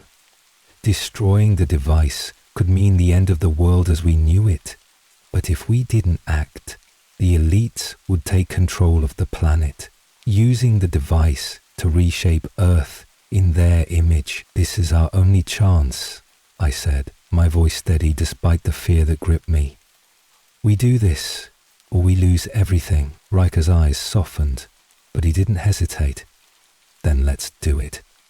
But we need to act fast. The elites won't wait for us to make our move. We're running out of time. We stood in the shadow of the device, the ancient power humming softly in the room. The weight of the world seemed to rest on our shoulders, and yet we knew we had no choice but to move forward. The plan was set, and the clock was ticking. If we didn't act soon, the consequences would be unimaginable. I couldn't shake the image of the device from my mind. The pulsating energy, the strange hum that seemed to echo in the back of my mind every time I closed my eyes. It wasn't just a machine. It was a force of nature, a tool capable of reshaping the Earth itself. And now, the elites were on the verge of harnessing that power, planning to use it for their own gain. What they didn't realize, or maybe they didn't care, was the catastrophic price that came with it. The more I learned about their plans, the more I understood just how far they were willing to go. This wasn't just about controlling the weather. It was about reshaping the planet, using the power of the moon's technology to dictate every aspect of life on Earth. The device wasn't some research project gone wrong. It was the centerpiece of a carefully laid plan to monopolize the world's resources, manipulate entire economies, and create a new world order where only a select few would have the power to decide who survived. As Riker shared more about the device's capabilities, I realized the gravity of the situation. The elites had already begun laying the groundwork for global manipulation. They had been using the device to subtly alter weather patterns over the past few years, creating droughts, floods, and other natural disasters that destabilized entire regions. All the while, they kept the public in the dark, using their influence over the media to spin the disasters as natural occurrences. But what was coming next wasn't just about minor disruptions. It was far worse. They were preparing to unleash the device's full potential. A full-scale climate manipulation event that would trigger a global disaster, one so devastating that it would give them complete control over the world's remaining resources. They could trigger hurricanes, earthquakes, tsunamis, any disaster they desired. Entire nations could be brought to their knees, their economies destroyed and their governments toppled, and the elites would swoop in to offer their solutions, tightening their grip on the world's power structure. We're talking about a new world order, Riker said, his voice heavy with regret. Once they trigger the device, they'll be able to manipulate the Earth's weather to fit their needs. They can create famine, droughts, storms. They can wipe out entire populations or countries. And the world will be at their mercy. My heart raced. Every fiber of my being screamed that we couldn't let this happen. The scale of the power these elites were preparing to wield was incomprehensible. It was as if the very Earth itself would become their plaything, shaped and molded at their will. They wouldn't just control resources, they'd control life itself. Jason paced across the room, his mind clearly working overtime. How are they going to do this? I mean, activating the device is one thing, but how are they going to make sure the rest of the world doesn't catch on? That's the worst part, Riker replied, his face drawn with exhaustion. They've been setting the stage for years. You've seen the climate disasters, the random earthquakes, the political unrest. These were all part of their plan. Every time a country suffers from a natural disaster, they get closer to their goal. They've been orchestrating events from behind the scenes, weakening governments, destabilizing economies. It's all leading up to this moment. So they've been manipulating us all along, I muttered, my voice thick with disbelief. Using the weather as a weapon, creating disasters, causing suffering, and no one's the wiser. Riker nodded grimly. Exactly. The elites control the media, the governments, the financial systems. They've been quietly increasing their power, using the device to disrupt the planet on a global scale. And now, they're ready to unleash the final phase.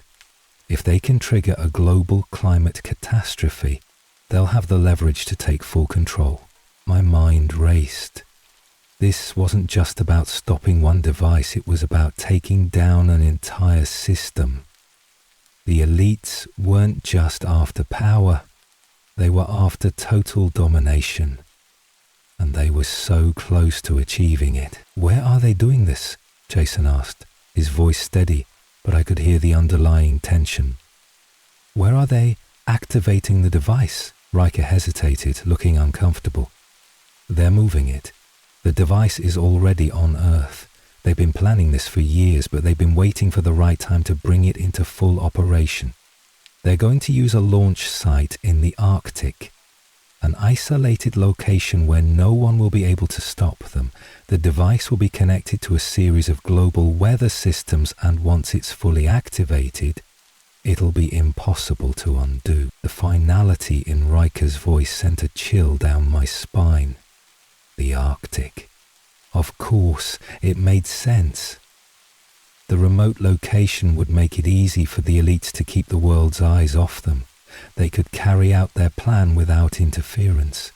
The device would be hidden away in the coldest, most isolated part of the world, where no one could reach it in time. We have to stop them, I said, my voice fierce with determination. We can't let them activate it. Jason nodded, his face set. So, what's our next move? Riker looked at both of us, his expression one of grim resolve. We have to get to the launch site before they do. We need to destroy the device before it's too late. But we won't be the only ones there. The elites have their own forces, private military contractors, shadow operatives, who have been trained to protect this technology at all costs. I felt a surge of dread. The stakes had never been higher. We weren't just up against a global conspiracy, we were up against an army, and if we failed, the world would fall under the control of a few powerful individuals who could reshape reality to their whims. We had no choice. We had to stop the device before it was too late, but to do that, we'd have to infiltrate a heavily guarded Arctic base, fight off mercenaries, and somehow destroy an alien technology that could wipe out entire continents with the push of a button. It was the most dangerous mission we could undertake, and our only shot at saving the planet. The Arctic base was everything I had feared and more. The air was bitterly cold, the kind of chill that sank deep into your bones, making everything feel like it was encased in ice. The isolation of the place seemed almost symbolic. An area far removed from the world, hidden beneath the icy surface of the Earth, where no one could disturb the elite's operations. Jason, Riker and I arrived under the cover of darkness, the base looming in front of us like a fortress of steel and ice. It was well guarded, with high walls and armed patrols everywhere. We had to move quickly, carefully. If we had any hope of reaching the device before they could activate it, our plan was simple. Infiltrate the base, disable the security systems, and destroy the device before it could be activated. We knew there was no room for error. If we were caught, it would be over. The elites had no tolerance for people like us. people who threatened their carefully constructed world. As we approached the entrance, I couldn't shake the feeling that something was wrong. It was too quiet. We had expected some resistance, but everything was eerily still. The usual hum of military activity, the guards, the surveillance drones, was absent. It was almost as if the base was waiting for us. "I don't like this," Jason muttered as we crouched behind a stack of crates, peering through the shadows. "Something's off." "Where are the guards?" Riker glanced around, his sharp eyes scanning the perimeter. "They're here. We just can't see them yet. The elites have eyes everywhere. We're being watched." His words sent a chill down my spine. I felt the weight of his warning settle in the pit of my stomach. We had to keep moving, but my mind kept spinning. The elites had planned this for years. Nothing was going to stop them from finishing what they had started. Not us. Not anyone. We made our way through the base, staying low and out of sight. Every corner we turned seemed to reveal more of the ominous technology they were preparing to use. The alien device was located in the heart of the base, an underground facility buried deep beneath the ice. It was protected by a high-tech security system and a battalion of mercenaries, but we had a plan. We could do this. We had to. As we reached the entrance to the underground facility, something strange happened. A soft beep broke the silence, followed by a voice crackling through my earpiece. "Mr. Harper? I hope you're not too comfortable." I froze. My heart skipped a beat as I recognized the voice. It was Martin Alvarez, the journalist who had once been our ally. The same man who had warned me about the government agents watching us. He had helped us with information about the lunar laboratory, but now he was speaking to us like an enemy. "How the hell did you know where we were?" I hissed into the microphone, my mind racing. "We've been careful. How did you find us?" "I've known about your little mission from the start, Emily." Mart's voice crackled back, cold and detached. "You're in way over your head. And I'm here to make sure you don't succeed." The realization hit me like a ton of bricks. Martin wasn't the ally I thought he was. He wasn't working to expose the truth. He was part of the conspiracy.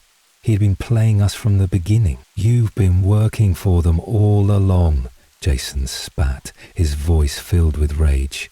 "You've been feeding us false information, guiding us straight into a trap." Martin's laugh crackled through the earpiece, dark and humorless. "You're not the first to think they can take down the elites. I've been tasked with ensuring you don't get any closer to that device. It's too dangerous in the wrong hands. The world isn't ready for the truth, Emily. And you're just a pawn." I could feel the betrayal sting, a bitter taste in my mouth. We had trusted Martin, trusted him to help us, and now he had turned against us. He was a part of the very machine we had been trying to destroy. He wasn't an independent journalist seeking the truth. He was another cog in the global conspiracy, doing the bidding of those who sought to control the world. "We're not backing down," I said through gritted teeth. "You can't stop us." "Oh, but I already have," Martin replied. The sound of footsteps echoed in the distance, growing louder by the second. "You're surrounded. There's nowhere to run." I turned to Jason and Riker, panic rising in my chest. Our plan was falling apart. Martin had turned the tables on us, and now we were cornered. I could hear the distinct sounds of boots pounding the ground, mercenaries closing in from every direction. "We need to move, now!" Jason shouted, pulling me toward a side hallway. We sprinted down the corridor, the sound of pursuit growing louder behind us. I didn't know how much time we had, but I knew it wasn't long. We had to reach the device and destroy it before they could stop us. We couldn't let Martin or anyone else get in our way, but no matter how fast we ran, no matter how hard we pushed, I couldn't shake the feeling that we were being herded, pushed into a trap we couldn't escape. The entire base was a maze, and with Martin's betrayal, it felt like we were playing right into their hands. "We're almost there," Riker said, his voice tight with determination. He led us through another set of steel doors, deeper into the facility. I glanced behind us. The mercenaries were close. How much longer until we can reach the control room? I asked, trying to keep my voice steady. We're nearly there, Riker replied, but I could hear the uncertainty in his voice. We had no idea what awaited us on the other side of that door. Would we be able to destroy the device before they stopped us? Or was it already too late? I was so focused on the task ahead that I didn't notice the shadow moving ahead of us until it was too late. We turned the corner, and standing there, waiting for us, was Martin, and behind him, several heavily armed mercenaries. The trap had been set. The cold metal walls of the facility felt suffocating as I stood facing Martin. His smug smile was the last thing I wanted to see as we were backed into a corner, surrounded by mercenaries with guns trained on us. This wasn't how it was supposed to go.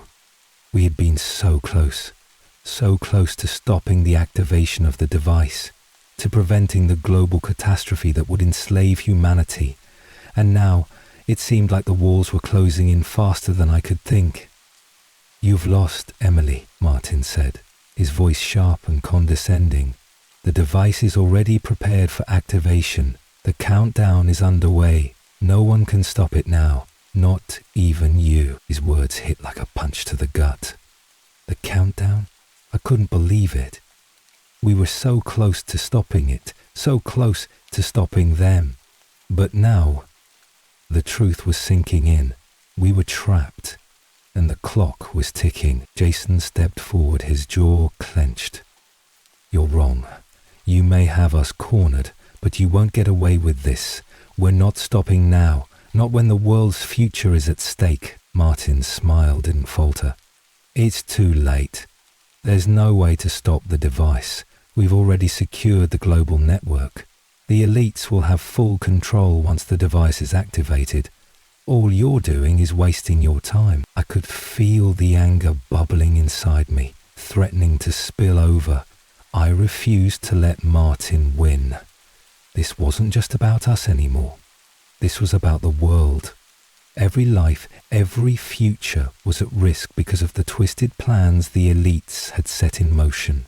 We had one chance to turn this around, and it wasn't just going to come from running or hiding. I needed to think.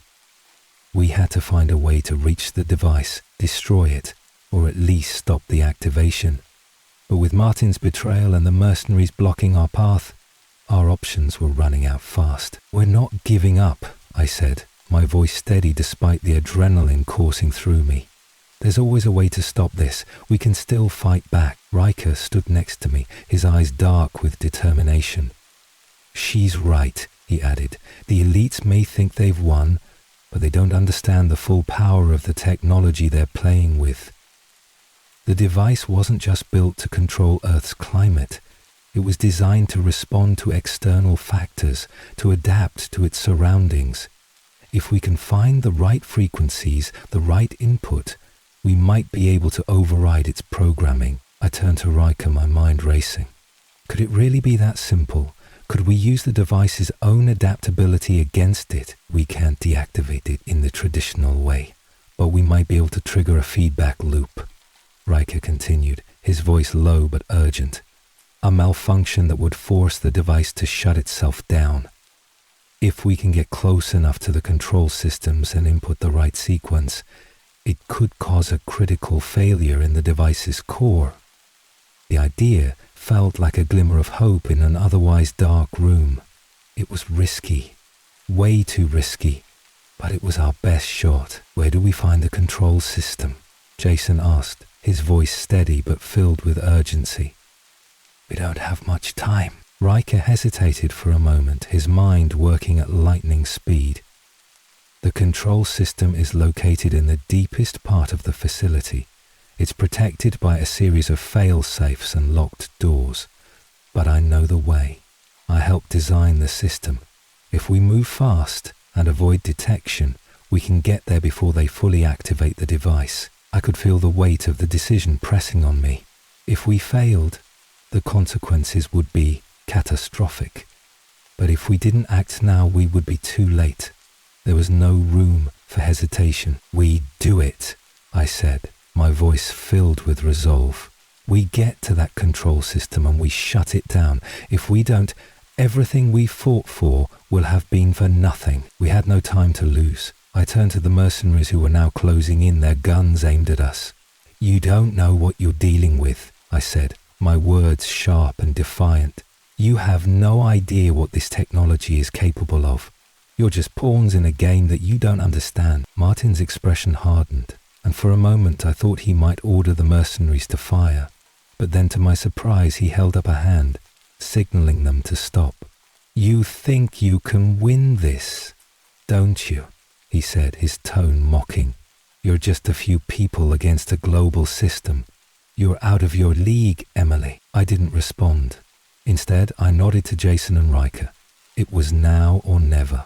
We had to get to the control system, and we had to do it fast. The longer we stayed here, the more likely it was that the device would reach critical mass and initiate the activation. Jason led the way, his footsteps quick and deliberate. We moved through the base, staying low and avoiding the mercenaries' patrols. The tension in the air was thick, every turn an obstacle, every shadow a threat.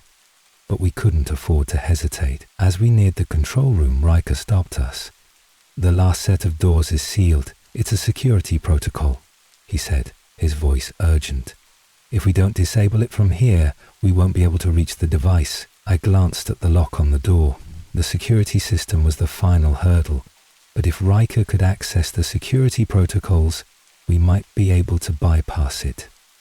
He immediately went to work, his hands moving quickly over a small terminal embedded in the wall. "We don't have much time," he said, sweat beading on his forehead as he hacked into the system. "If I don't get this open in the next minute, the security will trigger and we'll be locked out. This is it." I stood guard, watching the hallway for any sign of movement. The seconds felt like hours. I could almost hear the countdown ticking in my head, every passing moment leading us closer to disaster. Finally, the terminal beeped and the doors clicked open. "Let's go," Riker shouted. We ran into the control room and there it was. The alien device, humming with power, surrounded by a complex web of systems. It was close, so close, I could feel the pressure building. The elites were just steps away from triggering the final activation. We had one shot, and we had to make it count. Riker moved to the control panel, his hands flying over the controls as he worked to interface with the device. "I can do this," he muttered under his breath. "I just need a few more seconds." The door behind us slammed open.